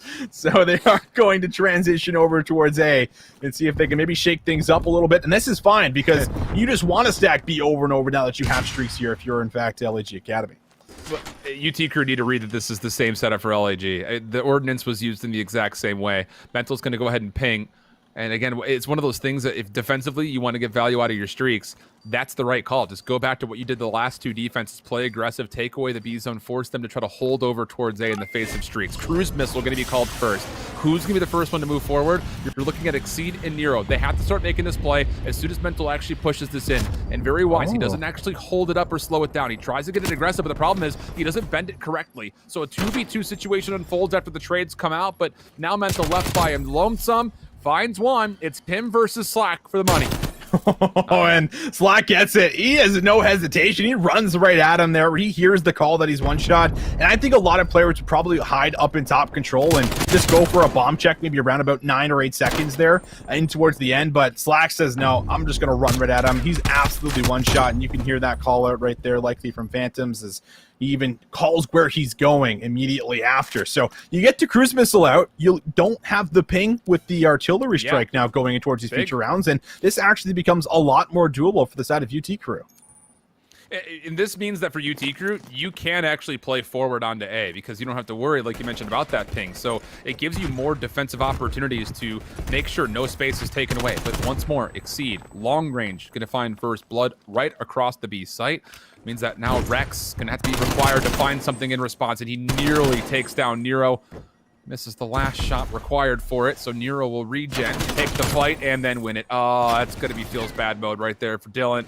Slack now on 4 in a row, looking for a 5th, denied by Exceed. It all comes down to Phantoms. Doesn't finish the first. No chance for a 2nd, 3rd, or 4th. And UT Crew will fall here in map 5, really just at the hands of Mental. 6-3 win, and beyond that, LAG Academy now find themselves 3-2 in the standings. Yeah, 3-2 in the standings. A big one to come away with, and I mean, it just felt like they were in full control. You saw a couple rounds go over in towards the end, but that lead that was built up that entirety of the time was enough to make sure they sealed the deal there. 6-3 coming out with it, and another comeback coming on in. Just can't get there because of how early you fall short with a lot of those initial rounds and how well you were countered. But Brody, we're here now. We get to see what was taking place. It goes the distance to a map 5, my man. You know, what are your takeaways?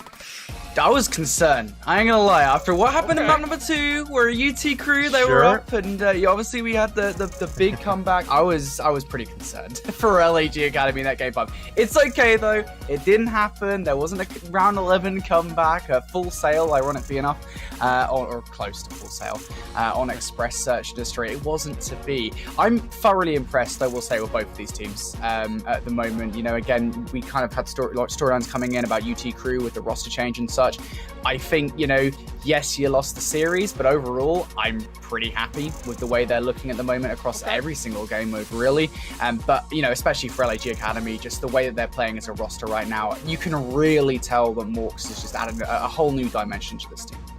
And beyond that, I love that in the middle of that entire series, Austin, you're talking about the fact, like, this was what we were expecting from Mental in the first place. Like, this LG Academy roster was signed before the game was even launched. Like, there are a lot of anticipations built up, and we may have had to wait a while, but my goodness, that Search and Destroy was worth the wait from Mental's standpoint. But let's take a look at our schedule here, because we're already through the first half of this North American block with that 3-2 win for LG Academy over UT Crew. But now we turn our attention to Nemo and over in the system.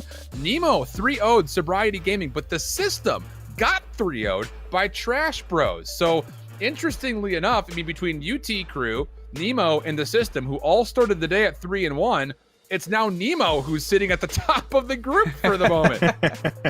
Yeah, it's hard to kind of keep rolling with the predictions now going in towards all the matches that are coming up next because of that specific result where it feels like, okay, maybe we got something happen out here in towards the standing where it's like these are looking like the top teams. Maybe these are teams that might not make it in, and then it's like, oh wait, all that is just completely flipped upside down, and now a lot could still end up taking place here. But yeah, this will be a good matchup because you have a lot of underrated players on this Nemo lineup that are looking to prove themselves, right? They're extremely hungry. Yeah. I think that's why this is going to be that test that I talked about earlier when you're going up against 3 out of 4 pro players here that have already been in towards the CDL, and it's just a matter of, you know, doing what they've been doing this entire year and getting back on towards the same page. And I feel like Fellow's a really good player that's going to be able to kind of make sure that they do make that happen going in towards this matchup. Well, hunger for sure for Nemo. We'll see how ravenous they are going up against the system next. We'll step away while they get the map picks and bans in and lobbied up, and we'll join them with map number 1 of our second slot here in North America right after this.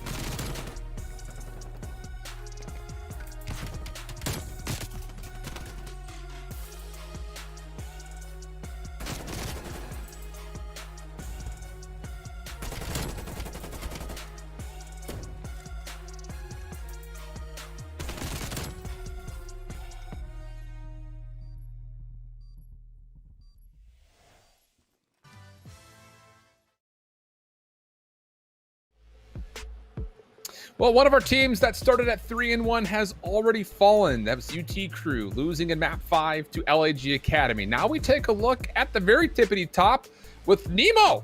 Of all the teams that we found him, not looking like a clownfish today, my friends. Looking real solid thus far. And with that, they go up against the system. Gentlemen, we'll take a look at our Map 5 series set here really quickly before we jump on in, which the players are rearing and ready to go. But just to kind of talk about it just briefly, I mean, at this point, you have to feel like, guys, Nemo are looking like the favorites maybe for the whole thing here in North America. Yeah, I think that might be the case, as like you said, Alan, they're not playing around. They're ready to go, so Brody and I will say goodbye for now, and as we get in towards this one, Brody, it's going to be a great matchup because of everything that we were just about ready to frame up here. The system squad, 3 previous CDL players in towards the league, now looking to make some action happen in towards the elite, but as we take a first look here, 20 seconds in, it is going to be a fight for some of those early spawns, but so far being held quite nicely in towards the back, but Fellow wants to change that up, however, will not be able to get the 2-piece. Right out the gate here, it's going to be Nemo picking those first couple of kills up here, and, you know, really talking about this Nemo roster on a map such as Apocalypse, you're really looking at the SMG players to step things up, and for me, Archives and Perform have been just such monsters over the course of the season. I would argue sort of waiting in the wings to be given their shot at Challengers Elite, and that generally speaking goes for this roster on the whole. Of course, everybody on this roster has kind of been chomping at the bit to get a spot in Challengers Elite this season. They've been finally given that opportunity here in Stage 4, and well, Austin, things are going pretty well for them so far. Yeah, it appears that way for sure, but now can they hold on towards the hill? Look to be good in towards the back as Ramby finds 2, but Desi also finding a couple for himself as he's forced to play his life. Zyro comes in from behind. Desi for 3 is there. Sees Perform. Won't be able to land the shots fully. Almost a 4th, but finally will be dealt with. And now back towards the front. Zed able to find 2 as he slips on in, but will not be able to find 3. Very scrappy opening towards this particular hard point for us, Brody. But 20 seconds left, and we'll see who ends up getting the scrap time. You're still fighting for it at the moment. Ramby does not want to give the scrap time away. Whoa, Ramby. All right, buddy. Is able to get one through the letterbox before falling here. So that will be scrap time that should go the way of the system for the moment. You've got Fellow looking for that scrap time, of course, after his recent stint on the Dallas Empire has returned to challenges with this system roster that's been looking pretty good. Although, looking into this game, it's going to be Nemo on this rotation. Looking for some early time here. Keep an eye on Decimate, who's just spawned out over towards P5. Ramby's going to deal with him. So that's now a one-dimensional attack coming through the front here from the system. Fellow wants a bite of the hard point. Unfortunately, isn't able to get it done. And Nemo dominating the kill feed at the moment here, Austin, in the early game. Oh, it feels like the system haven't actually been able to like get close towards the hill because they're not able to deal with any of the defense surrounding the hill, and that has been a big help because of Perform as he finds himself another one, 4 in a row. As 20 seconds is left, Perform, oh baby, that's 6 in a row. Perform's here to do exactly what his name says, and now he's just one off of locking down a first set of streaks. This would be huge early on in this game, and there it is. You know, first streak in, the artillery stack's ready, and why not the cruise missile as well? Performer's going to be feeling pretty good at the moment. Nemo in such a great position here on Apocalypse Hardpoint to get things started off in this series, and there are definitely questions being asked, at least in my mind, as to why Nemo were performing this well. And I think I have those answers in spades at the moment. Nemo just doing extremely well right at the start of this game. Everybody across the board is performing well, and they're shutting down some key players on the system at this point in time. Well, if Perform keeps playing like this, where he's already dropping 16 kills, he might have more kills than everyone on the system combined, because this is just one heck of an opening. We're only just a few hard points in, and it feels like that has been the takeover so far. But the system, they are fighting back. They are getting some crucial time in towards this hill at the moment, as there's 20 seconds left. However, that is not a feed that you like to see. The push will come through. Nemo will be able to clean up the remaining players in and around the time, and that means scrap time secured, and now we'll start to look towards the rotation in towards the back. And again, this is what, P5, we talked about this quite at length, right? About how this is now one of the hardest hills in Call of Duty Black Ops Cold War to break. So for Nemo, good opportunity to get a serious extension of the lead at the moment, but Nov said has anything to say about it. He's unfortunately going to get stopped short of anything more than 1. Keep an eye on Archives now on our screens, though, and now on a 5 spree. If he can attain some streaks alongside the ones from Perform, well, it would have been nice, wouldn't it? In an ideal world, that would have been just pretty nice and beautiful. Unfortunately, it's not to be okay, Ramby. I thought he was about to turn on to Zed there and end somebody's career, but not going to happen. The system do exactly what I said they might be unlikely to do and actually breaking to what has been considered a pretty unbreakable. Oh, and Fellow lines up the shots rather with Zed and Zinx. So they deal with that push from the front. Already Desi thinking about an early rotation, but will be cut down as the system do bring things back. Remember, it was like 130, 140 to about 30 points there at one point in time when we were at the beginning of P4. So they do actually collect a good chunk of time off the last two hills, and will make this manageable still in towards this map number 1. We switch over towards Fellow, who's put himself on 3 in a row, fighting for the P1 time. That's going to make it 4 in a row. Archives laying down. Desi not seeing him as of just yet. Will now see him, and Archives pops out for an easy kill, and now we'll try to coordinate something with Ramby in towards the point. And overall, this is still possible for the system to come right back into this game. I was going to say that Fellow was on a 5 spree. Maybe he had an opportunity here to pull his team kicking and screaming back into this game. Unfortunately, those streaks will be denied, so Nemo will be relaxed for the moment that they are the only ones in possession of any score streaks in this game. The system, though, they have managed to get this, I guess, in a reachable lead for themselves, put this game into a reachable position. Now getting the rest of this scrap time off the back of P1. This rotation of P2 could be crucial. It's going to be Fellow pushing through the letterbox, looking for some more kills here. Just a couple, just to disrupt this rotation would be absolutely huge. And Fellow and Zed, they're going to pinch in. Look at these kills coming in here, Austin. The system, wow, they're doing it. This is absolutely beautiful, and they have actually collected a good chunk of time at the last 3 hills, and then they win the rotation. But player 5 actually does spawn in from behind, so they do still need to read that Zyral is back here, and Fellow is responsible for picking it up. So far, so good for the first 15 seconds. Perform is going to invest his streak in towards the back, but only able to pull away with 1 as Fellow actually deals with Zyral, so that streak does not find any value. It's still the system locking down time in and around the point, and they've actually brought this one back and might even take the lead for us, Brody. Oh god, what a game this has been so far. The system, we were discussing earlier on in this one how Nemo could crush them on a boot and heel early on in this one. It hasn't gone that way at all. The system have had one heck of a resurgence. Zed and Fellow, respective streaks for them. Desi starting to pull one together as well. What a game this has been. Nemo going to get that scrap time, but realistically speaking, you're going to want to have some focus on the rotation. Now, I don't know if they're aware of it just yet, but Archives has managed to slip the defensive net. I think that Zed, or Zinx, sorry, is currently looking for him. But Archives could cause some serious damage here on the rotation. Will pick up Zed. The spawn's coming in for Zyral and Perform over towards P5. And Archives gets it done. Still one more player to deal with and decimate. And there it is, Archives picks up 3. Nemo break this early rotation. Oh, beautiful work there. Just bobbing and weaving. The movement looking as solid as ever here for Archives. But in towards the hill itself, Nemo looking to build that lead back up in their favor as Desi able to turn and snap there on towards Archives and actually shuts that spree down, clears out the trophy systems, and the system might just be there for the last 20 seconds or so. Zinx in towards the back here, does find himself a nice pickup as things slow down for a very quick moment, and they'll make their way over towards New. System ahead by 11 seconds. It's not a massive lead, is it? They don't have control of the rotation. This break could be huge. Zyral and Ramby can end up picking the first couple of kills. Decimate, though, still in the conversation. Sinks also there. Ramby's able to come in from behind the Ramby! Oh my goodness! Ramby gets 2 with the Diamante. Unfortunately, doesn't amount to all that much, though. The system still fighting back here, Austin. Streak's going to have to come in for Perform. Now they are out of the conversation, but it's so crucial at this stage. Nemo need these kills, and they need to break on through the rotation.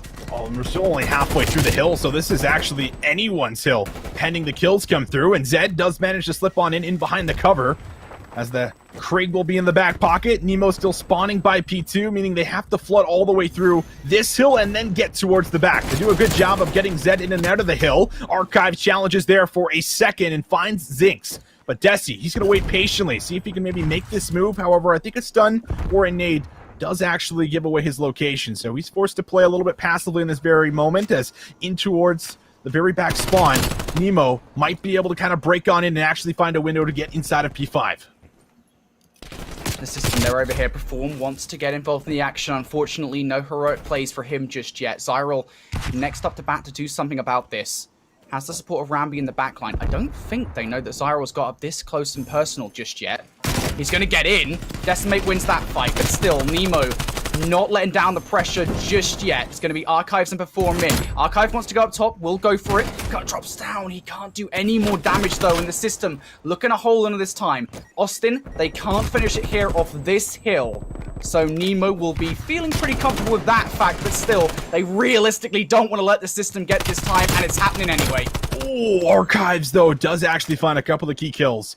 And this is going to be a big 8 seconds. The system were down by over 100 points, but have now taken the lead, and it is ever in their favor. Another 6 points is all they need to bring this one home, but it is still very doable. If Nemo can keep the system off of this P1 hill and get things towards the next, they are in position to be able to hold on towards that setup, but we'll start to slowly see the system come through the bottom half of the barrel hill. See if they can, in fact, win these initial gunfights. Perform is waiting. He's unable to find anything more than one. Zed now right on the point. 1v1 versus Rambi. Finds the kill, but the wallbang is there. Desi now forced to try and pick things up, but he's unable to bring home the second. And we will see Nemo still hang on towards this game number 1. The system, I mean, they have a backup option here, right? I mean, Nemo, they can no longer finish it off the back of P1. So the system had that backup of rotating over towards the new hill. That's a massive gunfight to win if you're a Zyril. You take out the player that was going to mess with the spawns. You talk about the spawns here, Austin. Nemo, they have them on lock. Look at Rambi over towards this rotation. He has so much to do. These players fishing through letterbox. What's he going to do? Is he going to get these gunfights? He gets one. Rambi looking for the second here. Nice nade from Desi. Desi has to put a stop to this right now. Can he get it done? He gets one. Surely not a second. No, it's not to be, but the system spawning in the backline now. It's going to be Zed inside. It's going to be Archives inside the letterbox. He's able to get the kill, and Nemo does it. Archives gets the gunfight, and Nemo get it done. 250 to 249. What a victory there for them, and an incredible game of Hardpoint to kick off this series. Oh, man, Brody. I mean, Hardpoints, we never see them come down to the wire like this. It's so rare we get a 250 to 249, but boy, oh boy, does it come through here, and it's just a back and forth affair the entire way through. It was just an excellent opening there for Nemo, where they just go up by about 100 points, and then we see the system work back in towards that game. They have a 40-point lead coming in towards that last hill, and then we get the breaks. I think we're going to take a look at the final seconds in towards this game, as it was just so tight, and the spawns, Brody, that's where the focus kind of comes in with as we see these final gunfights and engagements take place. What a crazy last few moments in this Hardpoint, right? And then just to give you guys a very quick breakdown of how this whole thing worked, this system kind of had two things they needed to do. They needed to stop Nemo from being able to win it off the back of P1, and then once that happened, they needed to go full focus on rotating towards P2. They could well have tried to get those last 4 seconds out of what was 20 seconds available in P1, but that's a massive risk, right? And just this sort of set of plays coming in here from Rambi, able to pick up one, Zyril able to pick up another one as well. Zyril actually picked up 2 huge kills there. But, I mean, Decimate actually makes this hold on for a little bit longer than maybe Nemo would have liked. System able to spawn in from behind, but just huge gunfights, massive one-on-ones. Archives comes in with 2, wins the gunfights to get it done. Just clutch in the final moments of that game, Austin. Just incredible. Incredible start. Yeah. You know what? I'm so glad. It's like 5 to 3 a.m. here. I'm pretty sure my neighbors will now hate me, but that's okay because we just got an incredible start to what is, honestly, if this doesn't go game 5 now, I'll be really sad. I will be really sad about it, but it's great. I'm loving it. Yeah, now you don't need coffee, right, Brody? Because you're wide awake coming in. Oh, dude, all right, my bad. But overall, that one definitely kept me awake. That is for damn sure. I mean, holy, it just again, it doesn't get closer than that. Like, that is as close as a Hardpoint can possibly get. And Archives having a couple of big moments. I mean, both of the subs all together on that roster having a couple of big moments throughout. It was performed, having just, like that 16-7 start that, guaranteed the streaks pretty early on. Now, the streaks didn't find a whole lot of value, but they're still able to at least bring things back after a couple of clutch moments here. as that was just the game one, and now we have to start talking about the rest of the maps that we have coming in towards this. We pretty much jumped in towards it right away, so didn't really get a chance to kind of look over everything, but it will be a raid, search, and destroy that comes through for the map number 2. We'll get a double dose of Garrison for the control and the hardpoint, and then if need be, as Brody wants it to go, all the way to an express search and destroy if we manage to get to a game 5. But the raid S&D, that is what is up next here for us, Brody, and it is pretty hard to recover from a loss like that one, I feel like, but the good news is that the team that did lose was full of the vets, so there is still plenty of time to be able to recover and come in towards this one here with the fresh mind. Yeah, for sure. For the system here, I suppose good news, you're currently 5-2 in search and destroy, right? So there is some good news here. You are in a better stance in comparison to Nemo in terms of search and destroy. You know, you kind of expected, at least from a stats viewpoint, Nemo to win that map number 1. So positives, you made it very close. But we go on in the search and destroy now, Austin, between the system and Nemo on raid. One of my favorite maps of all time. I think that goes for pretty much everybody in the Call of Duty community, right on board with the system to kick things off, and Zed's going to draw that first blood. No bias there. I like it, Brody. Overall, it's a nice little start, as you mentioned, but there is a trade from Zyril. So Zinx will drop. Fellow's going to try and get this bomb down, but Zyril, he might have the angle to stop it. Takes the shots, but Fellow just able to slip away in time. The nade also will not connect. This perform is met with Zed in the middle of the map. And Fellow comes out with a trade, but the bomb goes down, and now Desi left alone in towards the 1v1. I'm going to hit by head tip on the open steps. Ramby sees him. Desi gonna win that stair contest. Oh no, the timing. Desi's actually gonna pick the bomb. The audio cue will be there. Desi actually walks away, and look at this game of Duck Duck Goose going on right now. Desi will somehow get away. Ramby's pushing him. There it is. My God, what a crazy 1v1. Yeah, I thought there was a world where Desi just comes out underneath the rock there and just absolutely obliterates Ramby, but we'll not let that happen. He will stay hot on his tail after getting him weak. We'll allow him to slip away and reset the 1v1, but in the end, it does come through here for the side of Nemo. 1-0 start for them as we'll switch sides, and the system, you mentioned it here, Brody, very strong in towards the search and destroys. 5-2 overall record. This has definitely been their comfort zone overall across all 3 game modes with this roster, and now need to really show us why, as this next round going to be pretty big for as far as a response. Perform pushes all the way up to B. Trophy system will go down, and Fellow's going to try to inch up here, but he's not going to see any toes, and he will at least... Oh, he doesn't get the exit, and Hyrule will find him. How do you not get that exit kill? That is just insane. The system, I mean, what could have been an advantageous retake now turns into what is a more even one. Gonna need to put in some work to make this happen. Desi could be the key, though. It's going to take down Zyril from the power position. That should leave Ramby and Archives hung out to dry here. Archive's going to pick a corner. Knows that Desi's going to push it. Isn't going to go for the pre-aim. Tries to go in for the snap. It doesn't work out. Now 1 versus 2. All Archives has to do here is just waste time. He can't do it. Not against Zed and Zinx. The double Z setup. And the system going to end up winning that one.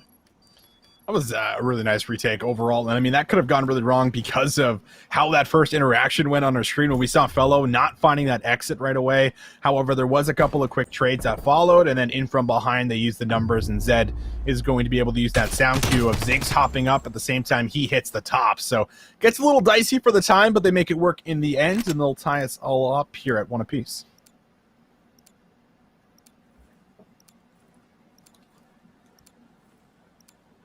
We'll see what the system are able to do on the offense here. Seems like they're sending Decimate to make a little bit of noise over towards B, but look at this from the system barreling towards A. Nemo have made the right choice in terms of where they're putting the defensive side. Perform up top in Laundry.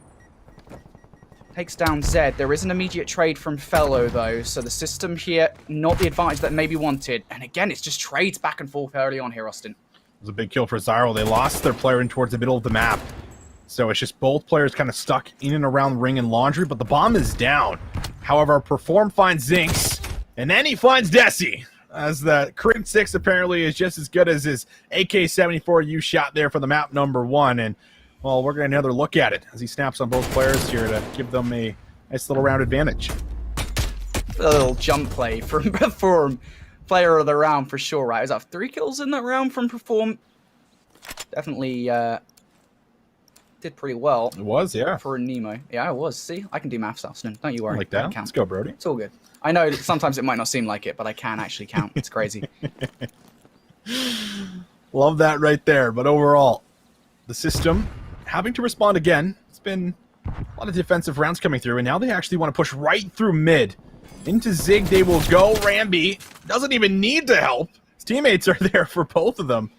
And that's going to leave Desi on one side of the map, as well as Zinx on the other. So they're going to find out very quickly what Nemo are looking to do. As they try to cross, Zinx gets one. That's actually huge. Because he gets out with his life, he does still make this a very doable round alongside Desi. Desi spotted out Zyral. This should be an easy kill. It should be an easy kill. Desi, no. You need to get that kill, buddy. If you don't get that kill now, you're in trouble. Okay, Desi does get the kill against Zyral. Zinx actually follows up with another one. So Archives as well. Performs left up in a 1 versus 3. And you've got no chance, buddy. But Desi, you know, you're making me shake there, buddy. It's a 2 versus 4 on top of it, and it comes back to that first kill that I highlighted, because once you find it and get away with your life, like, you know that they're committing towards that site, and it does kind of stop you from getting that bomb down over by A, because you're worried about the collapse maybe coming through in from behind. So they looked like they wanted to push all the way through. Sure, it gets dicey there as Desi was struggling to lock down the shots on towards Zyral, but in the end they get there as Zinx actually finds 3 of his own in that round number 4. But now we'll switch back over towards yet another swing round, as it's been a lot of defensive rounds again. Have to kind of hit on that. So offense, something we typically see go over on towards Raid, however not the case so far. It will be back launching control here as Desi gets super aggressive, but will be punished from Perform for first blood. Mrs. Bold from Zed, taking the bomb all the way up to Laundry. Was able to get 1 kill off the back of it. Made weak from a Semtex, realizes he might have to take the fight here, but Fellow with a cover. Krig 6 from Fellow, pretty deadly. Now a 2 versus 2. Archives and Zyral. They want to take this. They're able to take down Zinx. They don't know where Zed is, though. Zed! He gets the wrong camera angle, but it doesn't matter anyway. Zed is able to get it done. I was concerned there for a very long period of time. Zed had gone all the way up and had to have a few moments without any help with that bomb at Laundry. Yeah, we've had a lot of really odd moments, I guess is probably the best word I can kind of think of, where there's been these like weird little interactions or kills not coming through and we're expecting them to. Fellow on the bomb site there in the round 1, and the round previous to this one where Desi was trying to lock down the shots on towards Zyral but unable to do it. Zed up close, able to get there in the end, but a lot of close quarter engagements that have played a little bit differently than we typically see them. But Nemo, right towards Zig. Oh, man, they just go right in towards the middle of the map, and it's met with a 4-man push over towards A for the side of the system. Very little information on both sides, but Rambi, I think, realizes a couple players have pushed into ring, and now they're going to wrap all the way in from behind as Archives finds this kill on towards Zinx, and I'm sure the system are just confused on where members are right now. I think Rambi might be able to catch somebody off guard as well. Has just spotted that Fellow over towards the L wall. Take some shots in. And to be fair for Rambi, it's not an entirely bad idea, right? Even if you don't get the kill, you're just distracting the system over here. Unfortunately, Rambi decides to take some shots against somebody with the heady inside money. Not the best idea in the world, but it will at least distract the system away from the bomb site as the bomb goes down. Perform's going to draw first blood. Desi tries to come through, gets punished for it, and now Fellow a 1 versus 3. You got to take one of these challenges, and this one might not be it, but down to just 30 seconds, having to find 3 kills and a defuse. Not very likely, as Fellow's going to try to re-challenge and now is forced to take these gunfights head on, whether they're in his advantage or not.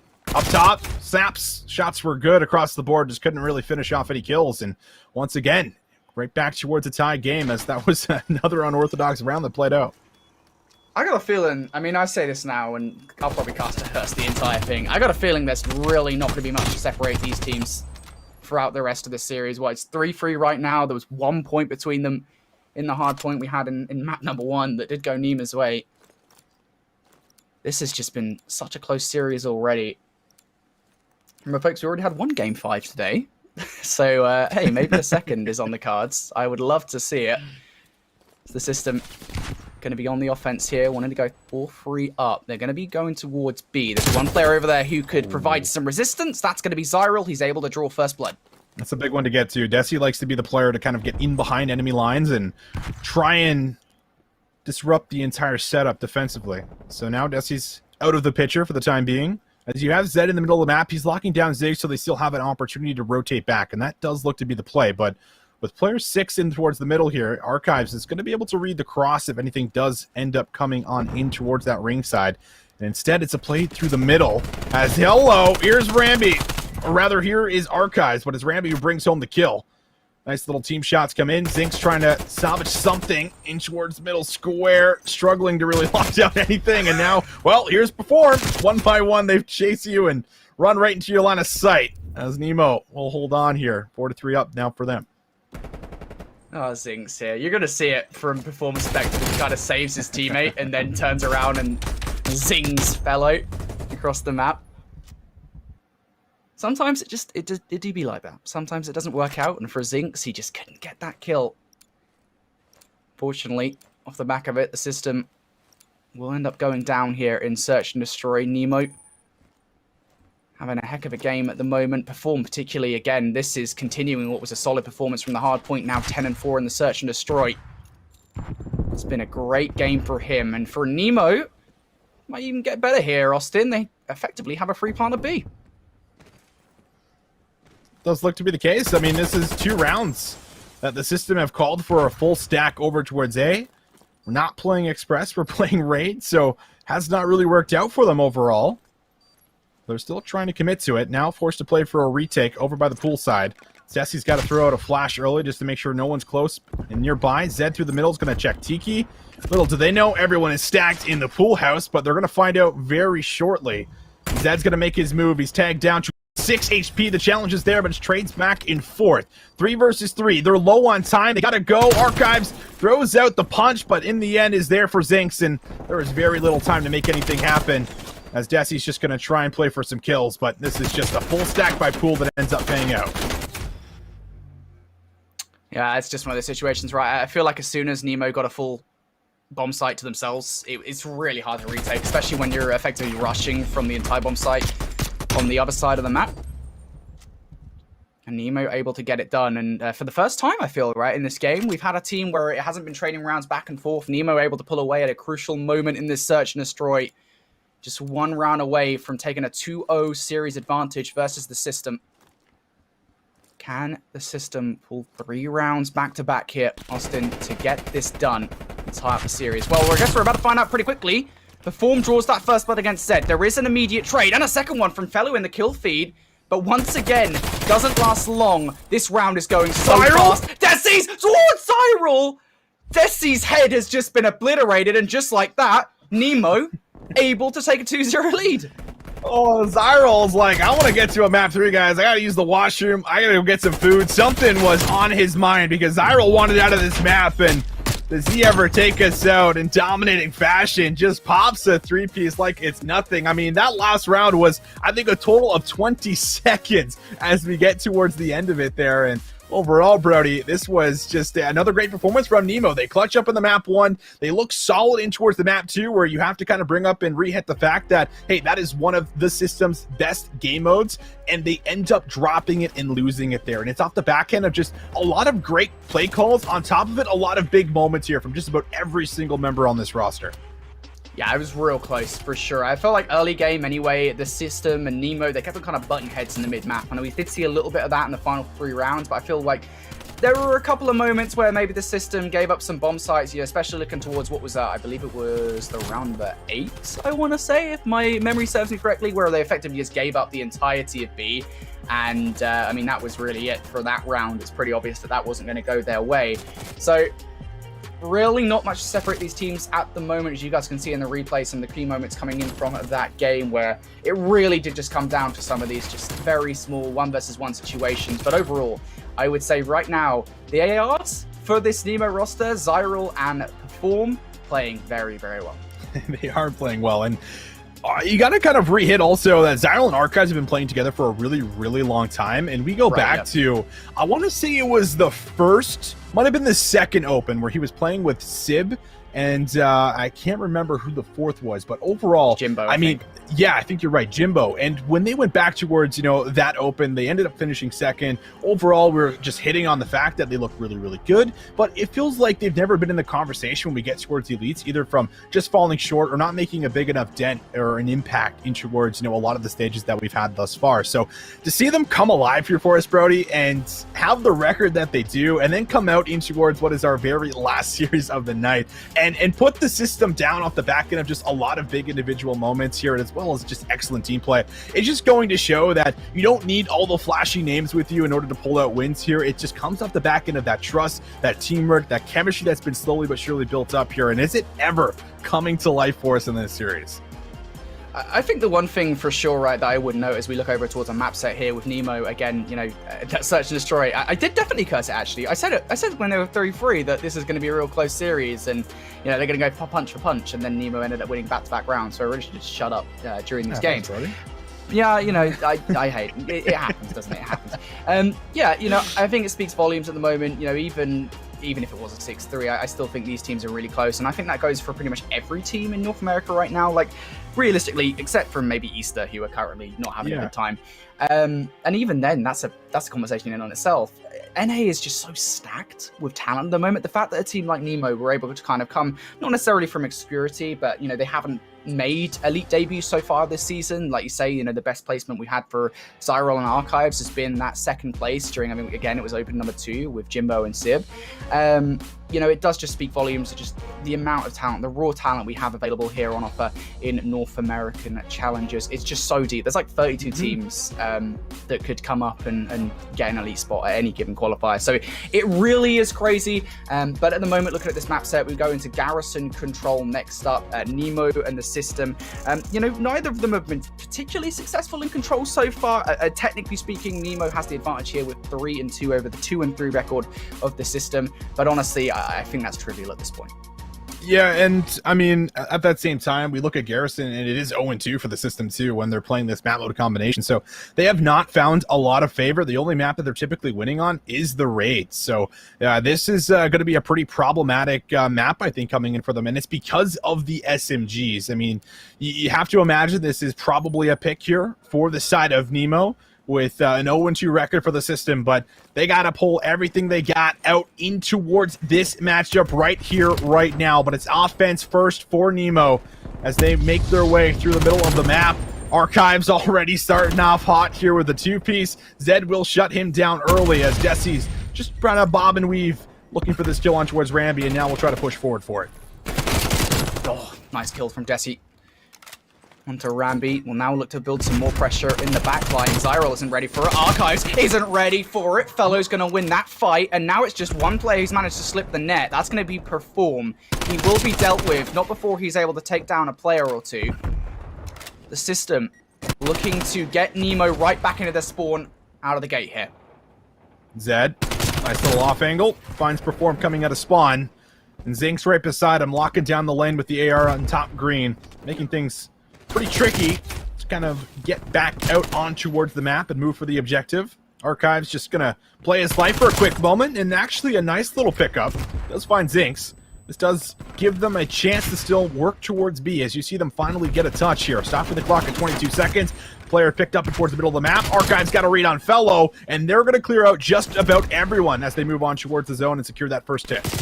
Oh, Archives just looks the wrong way as he looks to get control over B, but it doesn't really matter. Ramby and Perform, they're over there. Realistically speaking, the system may be giving this one more go before calling this one quits. Perform, 1v1. There it is. He's going to win it against Fellow. Now has to back up from his team. This is going to be a stack in from Nemo, and that's really nice. You often see teams stacking the point to try and just get it done. The system, I think, rightfully so, not looking to put any more resources into what is a given point. Perform shouldn't be winning that gunfight. He's literally playing like Canadian hockey on figure skates or something, just like skating around their players. Like, I don't even know how he's able to do that, but he finds that kill, and he's not even looking at him because of the movement. Perform here has done some incredible things so far into this series, but the job is not done. Still need to close things out, and as we look at the first round, only got about 45, or rather 49 seconds left on towards this clock to make something happen. Zed in from behind, only there for one. Can't find Perform. And well, can he do it again? Yes, he can. He's got the skates, Brody. He's all over the place. He's too smooth with it. He's dodging nades. He's got 8 HP. Will this nade finally do it? It will. And the second nade as well from their teammate. I guess we'll clear just about everyone out, and now things getting pretty low for as far as the lives, and still looking pretty tough to actually establish any kind of a setup in and around the zone. Fellow has quite a lot to do here by himself. He's facing down 3 players on Nemo. He's able to get the first. Now has the backup from his team, so the system should be better off in this situation. For Nemo here, you might be thinking about a reposition, or maybe working off a hero play from somewhere. Either way, got to dig deep to try and make this one happen. 20 seconds on the clock here, Austin. Archive's going to fall. There is a trade-in for Perform. It is just going to be Fellow and Zed now on the point. Ramby's going for a spawn trap here, Austin. Oh, he sure is. But Fellow, oh, baby, does he snap on Zyril. And that's going to make sure no one is here to get on towards the zone. Fellow just going to wait one last second. Archives needs to get there and win a gunfight, but he can't. Ramby, does he have a touch? He will get a touch, but Fellow for 2, and now it's a 1 versus 1. 0.1 seconds left on this clock. You have time to play with. Zinx with an AR will spot him out. The challenge comes through, but Zinx brings it on home, and the system will hold on towards the defensive round. Ooh, what an ending. I tell you what, Fellow, he did a hero disgusting. play. This is a hero play and a half. This is 4 kills in a row, by the way, for Fellow, right? So you're seeing the butt end of this. This is just an incredible play from him to get all of these gunfights in and around the tank. Or is it a satellite? A satellite tank? I don't know. Inside, in and around the satellite. Big reason why Fellow is picked up by the Dallas Empire for a period of time. When he can do stuff like that, he is a valuable asset to any team. And the system, of course, off the back of that, effectively going to win round number 1. Now, how did Nemo respond? Zalo just going to watch over the middle of the map, and this actually gives space for Fellow, I guess, to do that. Pulls out the sub. Liked how it was working out for him in the last round, and, well, beautifully brings it in towards round 2 there for a nice opening. 2 kills already as the nade goes up top. First tick already in. Just 15 seconds in the round, and the system have actually just been able to stack not just this zone, but Desi's already causing havoc in and around the A zone. So that first tick is there. Second tick on the way. They still have a stack going on. It's desperation mode for Nemo at the moment, Brody, as they're just struggling to regain any control around the zones. Teammates here on the point. Zed and Desi, can they get it? Desi gets it done. It's not a 2 versus 2. Ignore me, Austin. It's a 1 versus 2 because Desi's taken all of these gunfights. The system have turned their entire attention over towards A. And when this happens, it is a horrendous situation for the defense to be in because B is just so much easier to take. I tell you what, it's even easier when Desi's coming in behind and making it easy for your team. He picks up 2. Zed comes in and gets a 2 of his own. That's 3 spree for him. This is done. This round is done. Maybe Nemo can touch this point, but it's so hard to defend. Oh, Nemo's panicking. They have to make a play, but wow. I mean, what a round here. Like, offensively on Garrison, to have the break that you did, where Fellow opens up with 2. They start attacking both zones at the same time, and they send actually a huge amount of the resources over towards this zone that you're seeing on your screen, where they just stack it and get that extra minute early. And it's not very often that we see that zone go over before B, but it is there, and holy, 2-0 up. The system really responding in towards this map number 3 here. They don't want the series to be done and dusted just yet for us, Brody. They want to keep on going. The system are just having such a great time here overall, as Zed on these streaks. Oh boy, Nemo, how do you answer this, huh? You want to end it in 3 where you're going to have to pull your socks out and really get it done? Sure if well, or not. Either way, Zed, 7 in a row. A couple streaks here for him as he comes in from behind. Will be shut down, but able to get himself at least some extra late game insurance. However, very similar thing happening right now. Nemo actually find themselves over towards the zone. We'll get on here very quickly. That second tick looks to be on its way, and now in the same position, the system might lose this A zone. The streaks will come through. Cruise missile. Is it going to be able to actually find anything? It does find Zyril, so 2 ticks, sure, they come through, but at least able to salvage and make sure that full zone is not secured. I apologize for that, Austin. I accidentally muted myself on our program. I'm not entirely sure how that happened, but everyone at home could hear me. And then I just realized that I was just it wasn't talking to you, Austin, and that's what matters most here. I don't want to talk to you about Nemo right now. They're on this A zone. making it look pretty easy as Rambi and Zyral able to get those 2. That should be it. But no, Zinx with 3. What a return from him. That is 2 ticks on A, but denied is the capture. Nemo now going to have to shift their attention over towards B. Perform might have to win 1 to at the very least slow down the defense from the system. Can he get it done? Yes, he will.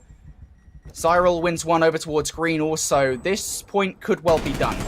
It might just be Desi up top. Finds that first one. There are so many ticks of progress. 2 on each zone. 1 good push will solidify an extra minute. And that extra minute might just come through over towards B unless Desi has something to say about it. In from behind there for Archives. Slows things down, makes his way over towards the middle of the map here, and will be able to reset his health. Now 1 more push coming on in here for the side of Nemo. Just need a clean feed of kills, and you might be able to honestly get players on both zones, but in underneath the vent. Archives comes. Up close, he finds one. Zed, though, on the pinch will stop the zone from coming through with a big double. Rambi there for the trade, but you no longer have the subs to get inside of Closet here for you. Hello. Okay. Rambi's going to take down Perform.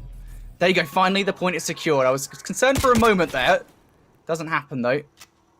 Now the system going to have to, I guess, really dig their heels in here because they've already lost 2 ticks of progression on A. It's not the best position in the world to be in, is it? Realistically speaking, it's kind of like Coffin with a really bad internal system. Just 1 tick progression. It's not the best position to be in at all. Nemo now they've managed to break into the point. Desi has a lot to do here, and he's just going to have to back away. He gets hit with his life, however, so that does keep the play alive. And Zed won't be able to find anything. That last tick is going to be good.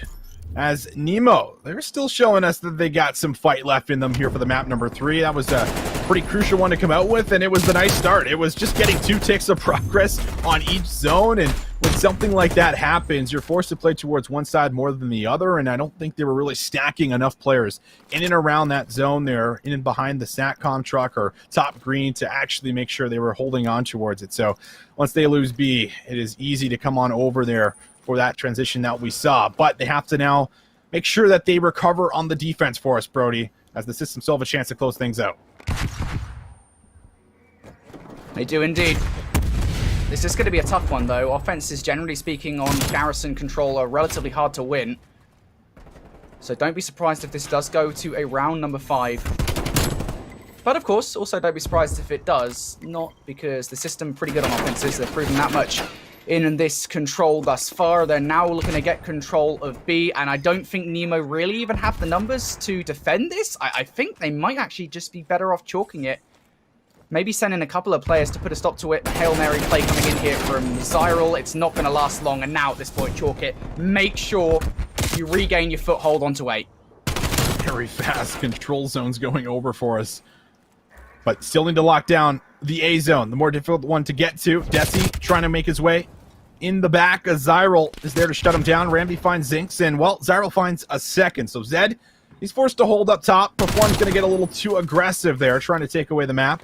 And that does leave an opening for Zed to actually make his way right on towards the zone and stop the clock. Plenty of time to play with, and all the reinforcements just about here, but it looks like they're going to try and take a route in from behind. This is pretty standard stuff. We haven't actually seen it, though, to be fair. Players pushing in from behind all that much today. Desi, though, he's going right deep into the spawn. This should force Nemo to spawn right at the back right of your map. Can he get any kills off the back of it, though? At least not initially. They deal with the pest in spawn. Desi will be gone. Zyral looking to play his life. Unfortunately, won't be able to do it. So the system keeping up that pressure around the front. But the AR presence for Nemo at the moment doing a really good job at keeping the system players away. Fellow, he's looking for some headshots here, as that is going to invest the streak.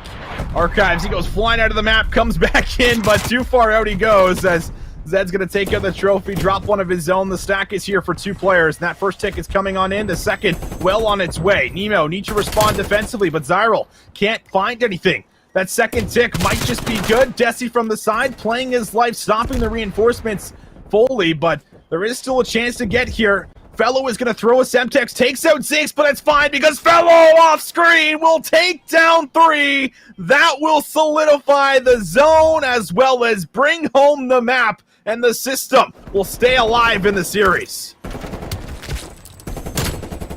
What a game. What a game. Fellow again. He does it what? In round number 1, and then again in that round, Fellows plays, not necessarily carrying the team by any means, because everybody had their part to play there. Of course, you saw Zed with Streets, for heaven's sake, so obviously he was doing something right. But for the system at the moment, what a game from them. Just clutch moment after clutch moment. Just, honestly, that is a pretty good control from them. I wouldn't go as far to say a masterclass. Obviously, they did lose the 1 round to Nemo, but as far as, you know, showing people how to play offenses on Garrison Control, they did a pretty good job.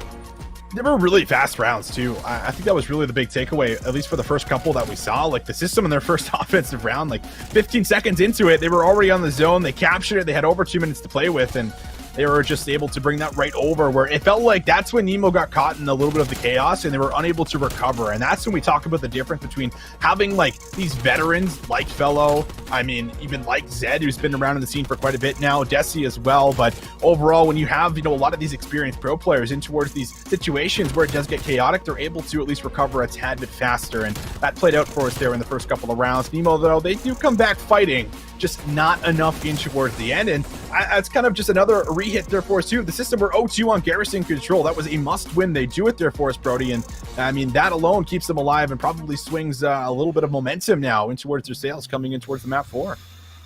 Yeah, absolutely it does. So, you know, looking at the map set so far, you can see, if you've just joining us, you've missed one hell of a series for sure. There's been clutch moment after clutch moment in every single game. Specifically looking back at the first hard point in the series, all the way down just to 1 point thriller in which Nemo came out on top, and then of course the search and destroy did also go their way. But the system have fought back, as you say, and they're looking, I think, a lot more confident than they have been previously in the series, where maybe they're making a couple of mistakes here, there, and everywhere. Well, no, that time around, little mistakes to be seen. Now we go into a Garrison hard point here. Once again, technically speaking, Nemo have been an incredible hard point team, so if they're going to run the series anywhere, this could be it. Could be it, but they have not played a Garrison. I really like that map choice coming on in here for you, where you're trying to throw a map in towards the rotation that they might not be as comfortable on, just because they haven't been playing it in towards a lot of their series thus far in towards the stage 4 elite here. So very much could see a similar story as we just saw there on towards the Control. But coming in towards this one, the system would have to pull off a reverse sweep, but Nemo have been solid so far on the day. Ramby brings out a little FFAR for us, but swaps off of it there very, very quickly as we get right in towards this one. It will be Nemo on the favorite side. Yeah, and that FFAR, by the way, right off the start is literally just to make sure that he gets to the hard point quicker, gets to his position. It's the same kind of strike we saw from Milano. I mean, earlier on this season, I don't know why he's using the FAR for it. I don't think it's got a faster sprint out time, but you know what, whatever. I won't question it. Ramby's a pro player. I am absolutely not. And, well, Nemo right at the start here want to be working off the back of Ramby. He's going to be able to get one before falling. Neither team at the moment getting too much of a foothold over at the first hard point, but I don't think the system will mind all that much, as they're just looking for some control over the next rotation. Zed goes for it. Some shaky shots coming in from Zyril, but he will get it done. We'll get there in the end, and holding on towards that kill actually saves the rotation in a lot of ways, because you don't get to send all of the numbers in towards this hill to make sure the scrap time goes over. But because of that kill, they're able to now back up, hold on towards Brick's Control. As Perform's got the AR, Zed's going to challenge on in, tries to get his way inside of the connector. Will not be there for it. Fellow will clean him up with the help of his teammate, but Desi is going to drop, so Fellow now the furthest one pushed forward, but the spawns in the back are here. So a quick little flip up, meaning that Nemo are now going to have to win some crucial gunfights on top of the hill. Nemo inside the hard point for the moment. Zed will take down Perform. There is a trade coming in. Nemo have such a massive pressure over here at the moment. Archives able to pick up 2. Desi has so much to do here. He will pick up 1. Can he grab Zyril? Yes, of course he will. Desi is just that man. He, unfortunately, though, will fall pretty quickly. Nemo's still vying for control, and I think that last kill from Fellow, it should solidify what is going to be some nice scrap time for the system. Now a rotation, though, over towards New. Archives wins a crucial one against Zinx for it. So it is going to be Nemo here early on, and we always talk about this rotation, Austin, as one that is pretty hard to break, I think, overall, right? If you've got players sat in the back Jennies, it is extremely hard to actually get in here. Yeah, the key is getting an AR like Fellow right now in towards that back warehouse position. And if you are able to find a couple of kills, that opens up for Desi to do this, where he's allowed to press forward with Zinx. Zyril, though, might stop the play right in his tracks as they are able to come out with the trades. And, well, you mentioned it there. The close spawn is going to be good enough to hold on towards the point. So now from the front, the system needs a break. Zed's here first. The nade might just deal with them, and it does. Zinx comes up with 2, but they're unable to get the subs in and around the objective. And that's been the struggle so far, as Nemo have actually pulled away with a bit of a lead and might even be good to secure the last 20 seconds. Zyril, yeah, Nemo, they're going to do it here, surely. You'd imagine, never mind, okay. Fellow and Zed are actually able to get a couple of kills, so this last 20 seconds may well be taken away from Nemo, even if the system themselves aren't able to get it. Zed will fall, so actually this last 5 to 10 seconds will be going Nemo's way. However, for the system, I think they'll be pretty comfortable with that. They knew what they were getting themselves in for as soon as they tried to come in for that rotation. It's a very hard one to break. So now they're going to be laser focused on the new rotation over towards P4. System have players inside green to try and make sure they get control of the hard point. Desi's just trying to find anybody at the moment over towards Dark. Spots out Zyril, will take him down. Looking for a number 2. Won't find it just yet, but I don't think he really minds at the moment. To be fair, the system doing a great job of just keeping Nemo at bay. Yeah, they're doing a good job of controlling Caution and Dark, and when you're unable to open up this side of the map when you're coming off that last hill, that's when you meet the struggle of actually just funneling through the middle of the map, which they've been forced to do as of late. Now, the last couple seconds might be theirs as they do finally break in towards the point, but it might not be for long as Fellow is still keeping things pretty scrappy. But Reform might just be thinking about an early rotation, and Archives is already there because of the spawn flip out that takes place. So overall, the system do come away with a good 35 seconds off of that hill, but Nemo in position, set up first for maybe some crucial time and around the last hill. That's a crucial time for the system to get overruled here to try and get back in this game. Now, you don't want to undo that with a not so great hold on the next hard point, the last in the rotation. Nemo, if they get this time, they'll give themselves a solid lead in this game. Can they break it, though, the system? Well, the answer, it seems to be yes, almost immediately. Zed and Fellow going to pick up a couple of kills, and Nemo will now be sent back to square one, aka their spawn. That's a nice kill from Rambi, though, from the tank, and it immediately removes the system from the hard point once again. But Zed, with 2, will find his way right back into the hard point. The system just do not want to let this one go, and I don't blame them, to be honest, Austin. Although you're effectively fighting for scrap time at the moment, just keeping Nemo away from the hard point and positioning yourselves up for the next hard point in the same breath, it's not a bad idea whatsoever. Not whatsoever. I agree with you. I mean, overall, coming in, what we see on screen at the moment is that the system are doing a good job zoning. They have top green control. They got Zed, who's actually still able to pressure in towards the back here. We are thinking about P2 spawns on top of it, but there is still a full minute of time in and around P1 that the system are currently collecting. And just look on the minimap. I mean, Nemo is just playing so tight, so close together in and around that bricks area. Zyril was the only one that was isolated, and Rambi's forced to backtrack a bit for the forklift to make sure that no one is pushing through lights. Zinx up top tank, watching over everything as Nemo have just completely slowed down here for us. They're going to finally make their move. Archive's going to flood inside of green. Zyril through lights as he finds the Semtex grenade. But they're still not really pressuring the hill. They're so focused on the spawns, Brody, that they might actually lose them because Desi's allowed to press like this. System trying to make their way through. Perform is able to pick up 1. The pressure from both of these teams is immense at the moment. I'm getting vibes from what we saw in map number 1 again, Austin. Well, that was just such a major thriller, but massive gunfight for Perform to win over here in bricks. Nemo not giving this one up at all. They want this rotation. They want to lock it down. System, they're just spawning close, and that continual garrison of players is going to be a real problem for Nemo. How are they going to deal with it? Well, just like this. Rambi's able to pick up 1. Rambi's able to pick up a 2nd. Now it is just on Zyril inside the hard point. You have Perform and Archives close by. But realistically speaking, Zyril has quite a lot to do in order to just play his life at the moment. Archives just putting all these shots in. Nemo doing a great job at holding the system at bay. None of them can get through here, Austin. And this is still huge time to give away. Yeah, they're actually defending this from the front, which is so hard to do. Yet it is currently being done, and I think that's a win. As much as the system have taken control, they are now in the lead. Nemo actually stopped a lot of that time going through despite not having the favorite spawn. So now they turn their attention towards what is going to have to be a big rotation for them. However, that player, Archives, might just spawn out, but does hold on towards the kill cam. I love that. That means he actually spawns in as the new hill will pop. So Nemo, last time around, came away with a good 40 seconds on this hill, and they might be able to do it here again.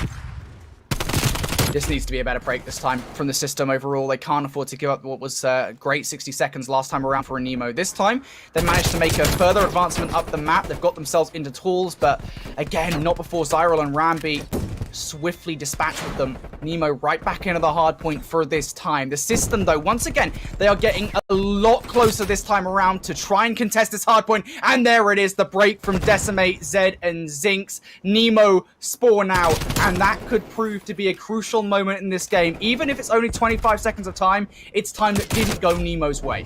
That's right, and the system now are in a position where they can actually fight for a lot of this scrap time because of this lead that they've been able to build up over this set of rotations here in the second set. So this is a much stronger position to be in. By no means is it out of control because Nemo are only 20 points down, but you are in a pretty nice position having the early setup here. Desi able to find himself a tag on towards one. He snaps there for Zyril after weakening him up with that Semtex. Will now drop down low, fully resetting that health bar.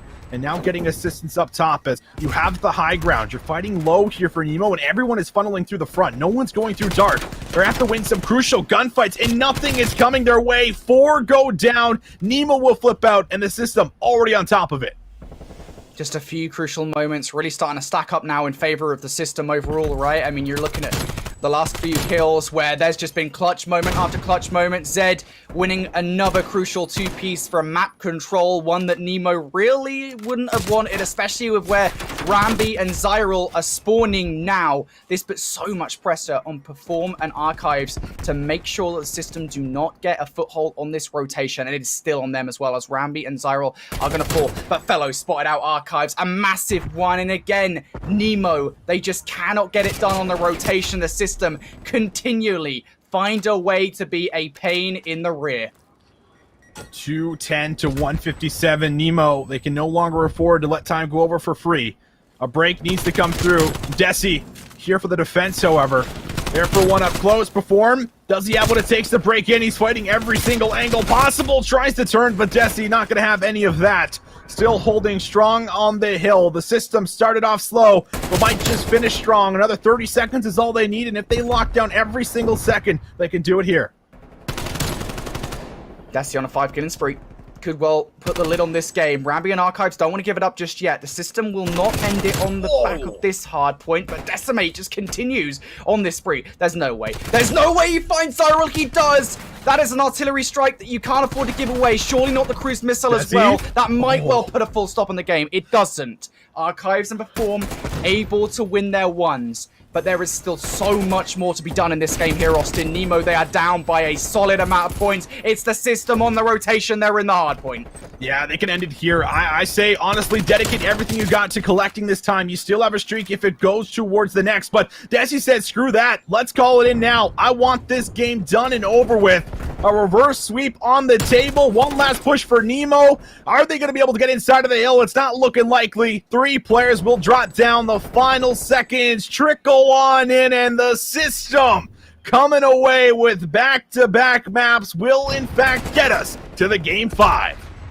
I tell you what, I like the sub pressure coming in from the system on Garrison at the moment here, Austin. Back-to-back victories for them on this map, and I'm thinking if I'm this Nemo roster and I get to play the system again at any point during Elite, I keep them off Garrison. That much is absolutely clear at the moment. Just the sub pressure is way too much. The way that these guys are playing the game is sublime, and it's such a bounce back from what we saw in map number 1 and map number 2. And that's not even to say that the system played badly. It just feels like now they've taken control of the series versus Nemo. Those last 2 maps are much more convincing than what we saw from maybe Nemo in maps number 1 and 2. And I really do think there's moments where Nemo's getting flustered and they're feeling like they're almost a little bit scared on the map. There is a moment that I'm not sure if it's going to end up playing out for us in towards the replay or not, but there was, I think, a P5 rotation that they came off of, and it was just taking so much time to try and clear out every single corner. They did not want anyone to slip through and, potentially flip out for those P2 spawns, but doing that gave the system actually a lot of time in and around that P1 hill, and that's when they actually started to take some real control in the game and build up that lead. And then that pressure, of course, flips on towards Nemo to actually start making some of these, more riskier plays to actually get inside of the point and contest the time and bring home some points. So that was really well done from the system. And I mean, it goes to show, like, these vets, man, they are ready to play. They're ready to go. Even this play from Desi, like, I don't know what sense he plays on, but it's a nice little 180 snap there for us, Brody. Brings home then this one as well for the artillery. So a lot of work being done there for the player here that's just coming off the Seattle Surge roster, looking pretty solid, coming right back in towards challengers. Yeah, for sure. It's just crazy. And I think I will say as well, in regard to that hard point, it's sort of a kind of final note on it as we move forward in our series and look at the map set in just a second. Normally when hard points, when we talk about big swings and such, and sort of what separates a team out when it comes out of the final scoreline, generally you talk about, well, sort of X team did better on Y rotation, right? And they won out and they just got a full 60 there on and just beat them out, right? And normally it comes down to you beat a team out, you manage to string together back-to-back hard points, and that's it really. But in that, it was just a collection of much smaller moments, taking away segments of time that should have gone the way to Nemo. It really did start from the generate hard points from me anyway. But the system going to end up winning that map. They're on the precipice of a reverse sweep here, Austin. I don't want to speak it into existence, but it could well happen. And we're going to be going to Express, Search and Destroy to find out. What is it with Express finishing up our series today, Austin? I'm not sure, but I'm here for it. Give us some expresses. I mean, some standoffs, raids. Like, we literally are just living in a Black Ops 2 era. So anyone that was playing back in the day is got to be absolutely thrilled with the rotation that we have right now with all the map sets. But yeah, it's been some express S&Ds for us in the map 5s, which has been a nice one to kind of end with, especially with the way that things played out on the raid. Because I brought up in one of the rounds a couple of hard counter strats that is pretty much dedicated towards the express map, where it felt like the system were like, listen, let's send like 4 members towards A. I think they did twice in a row in and around that ring area. And once they were able to do it, I mean, they just lost so much map control that people were even getting in from behind them and actually flanking them like 20-30 seconds in towards the round where they were just not prepared for it. But the good news is that if you do that strategy on Express, it's likely going to pay off a lot more for you. And we saw that a lot in the last series there with LAG and UT crew. But overall, this is going to have to be one you have to recover from if you're Nemo. You look solid in the raid with a 6-3 win. However, losing back-to-back maps and, well, potentially being reverse swept is going to add that additional pressure heading in towards this Express S&D. For sure, right? And I think for Nemo here, there's just this, I guess I wouldn't say it was so much hanging on this, but this is effectively to guarantee your place in playoffs and, of course, stage 5 as well. I think that's something that people often forget when it comes to guarantee your place in playoffs. Sure. Obviously, only the top 4 in each region in Challengers Elite gets to move on to the next stage of Challengers Elite, right? And, for the system specifically, they're not in that concern at the moment. For Nemo, they win this series, they guarantee not just a place in playoffs. Obviously, I don't know this 100%, but I'm pretty sure given their record and everyone else at the moment with how crazy NA Challengers is right now in Elite, I'm pretty sure it would definitely be a ways to solidifying that. But to do that, it would be guaranteeing the place in Challengers Elite for next season as well. So that's pretty important for them. They'll want this game by, but for the system, a reverse sweep to keep yourself, I guess, your head's in a good space. I think going into day number 2 of this week, especially given it's the last day of round robin, it's important. It's important, and I would not be surprised if the system just come out here with like sheer aggression, because like I'm noticing, at least just over the way that they're playing here, which like you typically don't. This team's playing a little bit scared. We saw it in the control in a couple of moments, and we saw it in the hard point in a couple of moments with the retakes in particular. So if I'm coming through on my offensive rounds, I mean, I'm absolutely making plays towards the bomb sites and forcing them to play for retakes, really forcing their hand and being proactive against a team that's starting to hesitate a little bit, especially like you said, and like I've already mentioned, like like you're on the cusp of a reverse sweep here. So like that's always in the back of your mind, no matter what, heading in towards a map number 5 here for you. So there was just a lot of factors kind of playing towards this one here for us, Brody. And I'm hoping that Nemo are able to respond like they've been doing, because the first 2 maps were solid as ever. Icing up, Archives did it. We saw that the amazing performance there from Perform himself coming in towards that initial hard point, the first set of rotations, like already dropping over 20 kills. We need those same players to come alive here for us with that same confidence they were bringing at the beginning of the series, now in the end of the series, to close it off and execute. Yeah, for sure. And I don't think, in regard to the search and destroy that we saw earlier on, there were just a few minor mistakes being made by the system that ended up costing them, right? And if they can maybe work better as a team in terms of getting map control, making sure they're watching each other's backs, I think they'll be actually okay here in this game number 5. That being said, Express does play rather uniquely in Search and Destroy, in that it's kind of more similar to what we saw in Modern Warfare last year, actually, where it was just sort of hitting a bomb site and hoping for the best.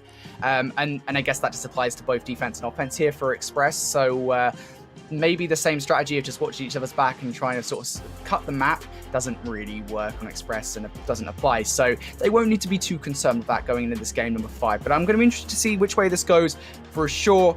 For the system, though, I think as a roster, just to sort of back this up a little bit and talk about the system as a whole here, Austin, this roster it's crazy to think about the amount of situations we've had like this season thus far. We've got this sort of ex-pro players coming down from the CDL into challengers. The system is another one of these teams where it just proves just the amount of talent we've got here at the very, very top of North American challengers. Players like Decimate, Fellow, and Zed, all of whom could play in CDL on any given day. They're proven that much.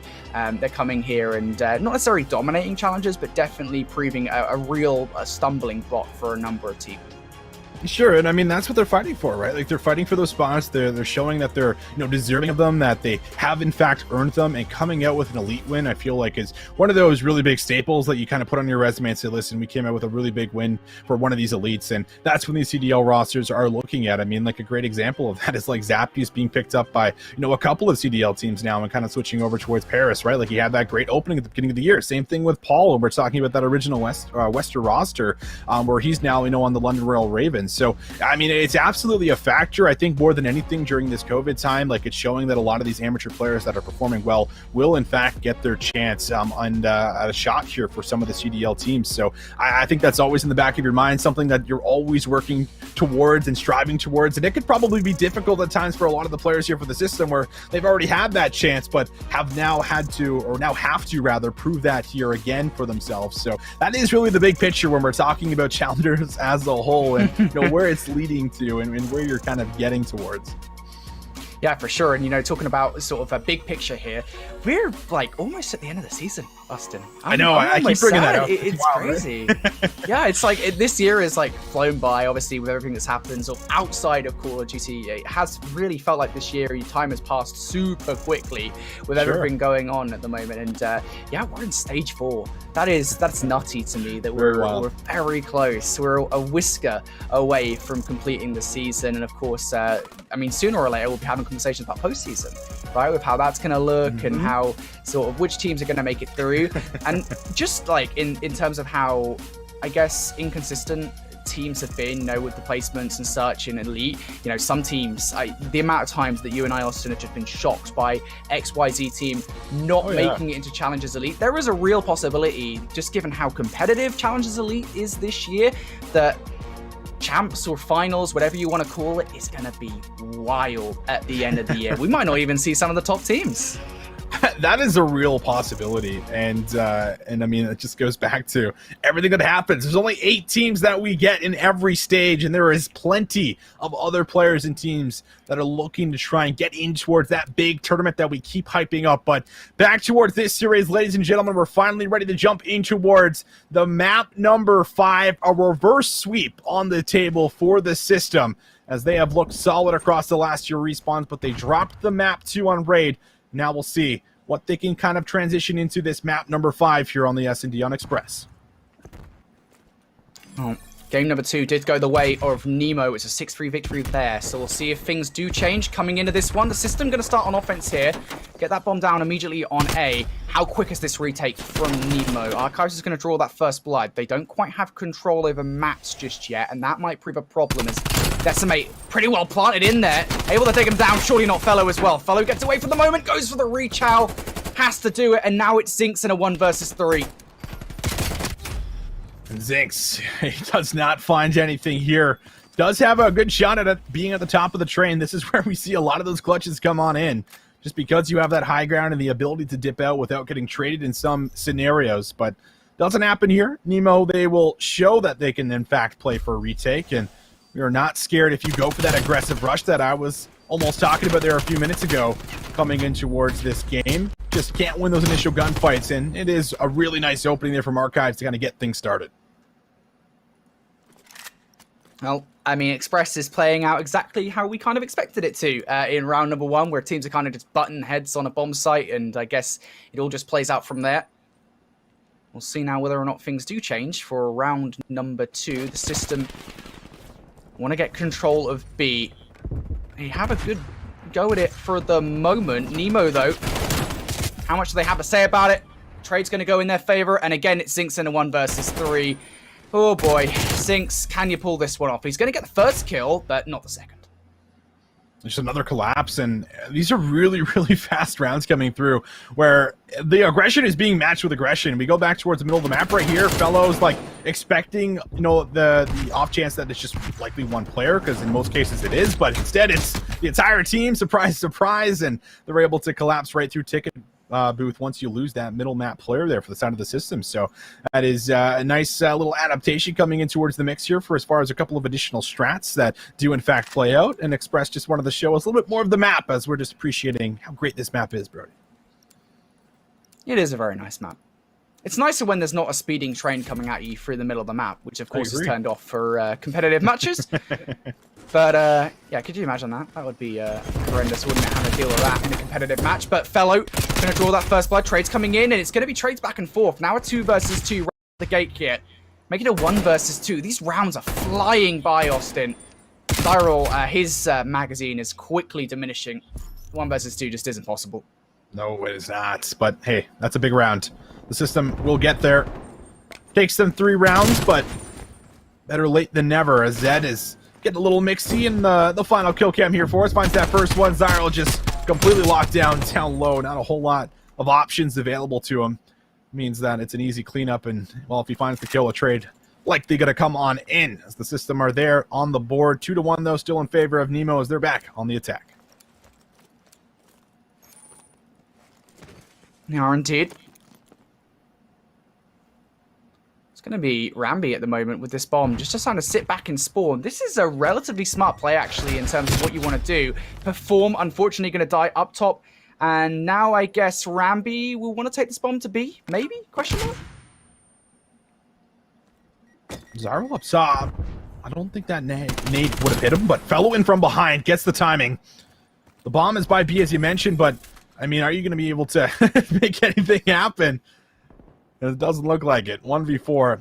Only a submachine gun in hand. Rambi, known for his S&D in the scene, but this one is just not going to come very likely, as it's just a 4-stack. Everyone is not even budging for the side of the system. Hey, well, the search and destroy strategy is nice, right? I like the play from Nemo to try and send 3 players over towards A, pull a sneaky on the system, and get the bomb down over towards B. Unfortunately, it doesn't work, and it works just as well, ironically enough, as Rambi trying to run off the map. Can't do it there, buddy. I don't actually know if you can do it anywhere on this map, to be honest with you. I don't think you can, so Rambi's just going to have to try and go for it. They know where he is. Battling against ARs. Could have maybe threw a Semtex. Oh, actually, I'm not sure if you're actually allowed to take yourself out. It might be against the rules. But Rambi collapsed in the end. There it is. The system, they will get there. Takes a good minute to find the last kill. But they have that one locked up. Not going to give an opportunity to someone like Rambi, who is able to find those, you know, niche little moments to maybe come away with a couple of kills, get the regen, reset the 1v2, something along those lines. They play it safe, they play it smart, and the system will bounce back with 2 rounds of their own.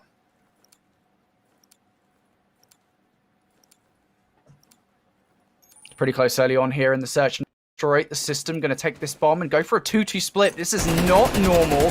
Shots going through the wall. Now, this may cause Nemo to put more pressure on B. I thought for a second that System were trying to go for a bait and switch and make their way over towards A. That's not the case, and quite quickly this has become a crazy splintered round with a number of 1v1s. Perform in from behind though, picks up 2, an immediate trade though is in, and the System comes out on top.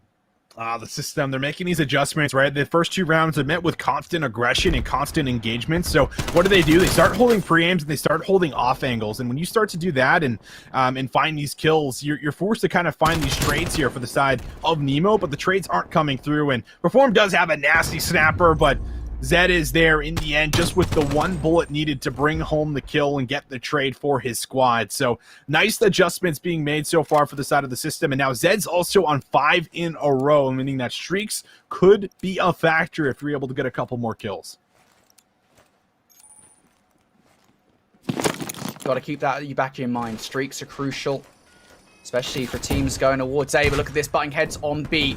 Once again, it's a straight shot towards the site. Archives Perform and Ramby combined for 4. The round doesn't even want to end. It goes by that quick. That's wild. I like it. I mean, we saw a whole bunch of this when Mental was just ripping through UT crew, and now we're just seeing what you can do from the bottom. Like, a lot of people forget that, like, all right, the challenges all happen up top. Let's try and win these engagements. But if you can get a sub that flies through the bottom with some cover fire from your AR, well, you can do exactly what we just saw on the screen. And just coming from behind for a couple of kills, surprise them and bring home that massive advantage there for you. As you just came up with a clean feed of 4, didn't drop anyone in return. And once again, tied up 3 apiece as we go in towards the swing rounds for round number 7. Oh, Zinx. Hello. Makes the call. Waits at the back of the map for Perform and Archives to get overzealous. It's exactly what happens. And, well, now Nemo find themselves in a not-so-great position. Zyral's been spotted out by Fellow. He should be taken down pretty quickly by Decimate. There it is. And now it's Ramby in a 1 versus 4. He was here early on, Austin. He was here earlier on. This time around, though, he's going to have to get a defuse and 4 kills. At least has a Craig. He finds the first one. Maybe there's a chance.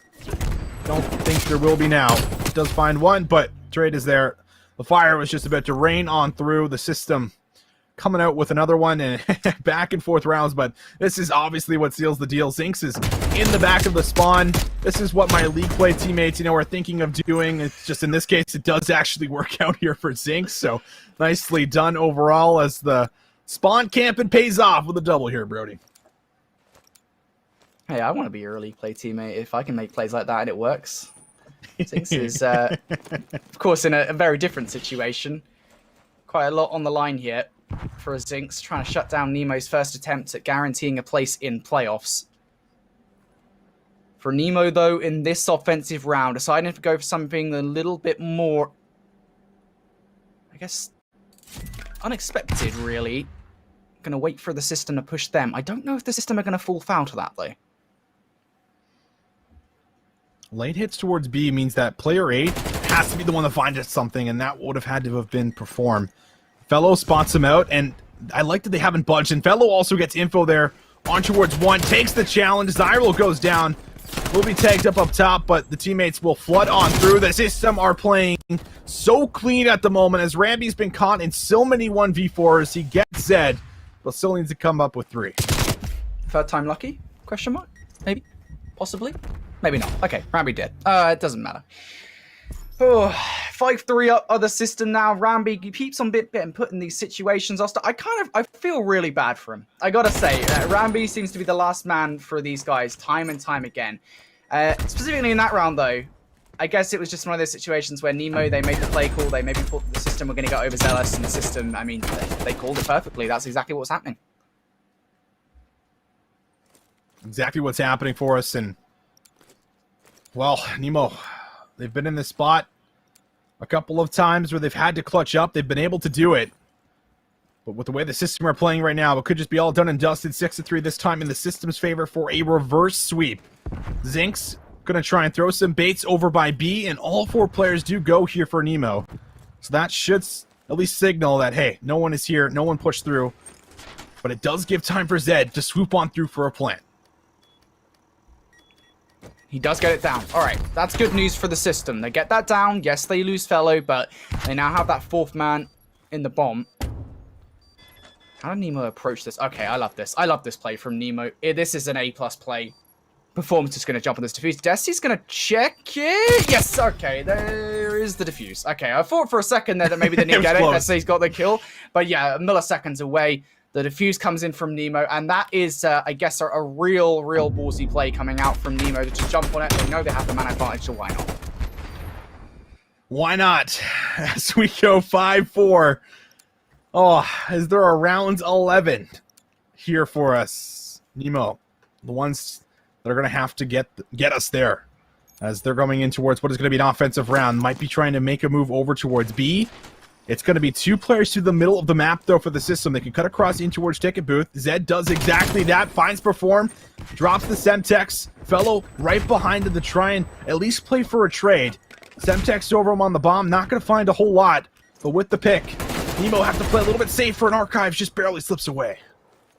He gets away with the bomb. That's crucial here. So Nemo, they have a little bit of choice now in what they want to do. If Rambi wins this gunfight in mid, which he does, this will now open up a world of opportunities. Rambi spotted out Zed inside Ticket. There's the kill. Huge. Now Nemo have the advantage here in this position. Zinx and Decimate. If you're in this 2 versus 3, how do you handle this? You've got to try and find an advantage somewhere. And there it is. Zinx is going to pick up 1. Now Decimate, 1 versus 2. He gets the first kill. Now a 1v1. Oh, Desi, I like this route. Archives has got little information on where Desi went. And he's got to slow down his movement right now because, you know, sound cues are going to be a factor for us. But Archives is going to drop this bomb down. A chance to get us to a round 11. Or Desi, a chance to solidify the last kill and bring home the reverse sweep. And look at the positioning from Archives. I think Desi's called it. He might have got a sound cue of some kind, but he's called it perfectly. He knows exactly where Archives is. They're about to butt heads here. And Desi wins the gunfight! The extra shots into the body, because why not? Decimate still has it. And that is going to be the system with a 6-4 victory. There is ample time for a defuse. And Decimate with the perfect call, Austin. What a play. Figures out where he's going to a T, and it is just such a very intense moment where we go back to a chance to reset the fight. I mean, planning in and around B, there's so many entries you got to watch. Archives tries to play it tight inside of Catwalk, and Desi reads them like a book. Beautifully done overall, and that, again, brings home the reverse sweep here for us. Alan, you were watching over the series. That was a tight one, a 250-249 to kick it all off, and then it comes out with a reverse sweep in the end. After the 1-point victory from Nemo and then the convincing search, I was like, dude, these guys are 100% for real, especially if they can find a way to 3-0. But I mean, at the beginning of the day, both of these teams were fighting for the top spot. There's never a world where you could look at the system down 0-2 and say, there's no way they don't win it.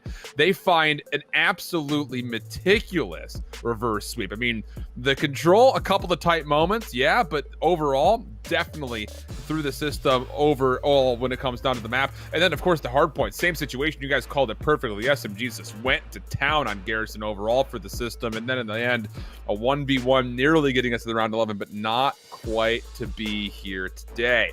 That brings up some really interesting things just overall on the day. None of the teams that we thought were going to be coming in 3-1 we thought we would still be tied, but wouldn't you know it, all of them still tied essentially up top, with the only exception being UTker. They actually lost both their matches today. So Visions, as far as how their standings are sitting right now, I believe Built by Gamers and LAG Academy to finish their matchup. That's in map 4 where Built by Gamers are up. We could be looking at a 4-way tie at 4-2 at the top. That would be unbelievable.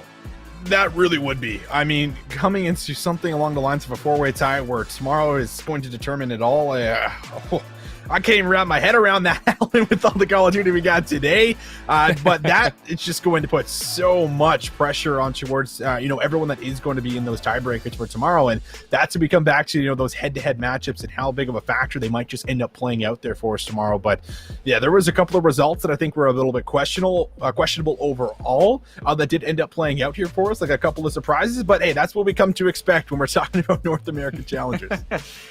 Speaking of surprises, Infinity, we talked largely about the what's wrong with Easter, and well, the episode today saw them losing their first. They did beat Sobriety Gaming, though. The unfortunate news, even with the win, means that both of those teams have been confirmed as being relegated. No chance for anybody else, obviously, to fall between where their 3 wins currently are. So 6 teams safe, but Easter and Sobriety not going to make it through into the knockout bracket. Thoughts about that? Oh boy, I mean, Sobriety, I'm not going to say I'm not all that surprised, but it's kind of like somebody had to go, and it's not a surprise that one of the newer teams did, right? Even if they are a great roster, and they've still, you know, got some real potential on that team. Easter, on the other hand, what happened? Like, who wrote that storyline? Easter dropping down in this stage, following on, by the way, from an excellent stage 3 victory. It just, you couldn't write it. You really couldn't. It's just crazy. It really is. I don't know where Easter go from here, to be honest. I think they'll be okay in terms of sticking together. I can't imagine anybody leaving that roster. I don't think Phoenix would have it. I don't know if Phoenix would have it, to be honest. I got faith in Phoenix, who of course is the coach of that roster, by the way, to try and fix them up. But they have a massive coaching staff overall. So somebody's got to be doing something about that team. Well, the only direction they really could go at this point is up. They'll have to go to the qualifier, though, to get there. But that means that we've got one more day of group stage waiting for us tomorrow, and I will tell you, you're not going to want to miss it. Over in Europe, things are looking really solid with Elevate and Orglis, but everything else still up for grabs. North America, sure, 6 of our teams are safe with 2 relegations, but the big looming question is who's going to walk into that upper playoff bracket with the safety net of not having to play the knockout. 4 teams potentially tied at 4-2. They've got one more match to play, and it all happens tomorrow evening, same time, someplace. We'll see you there.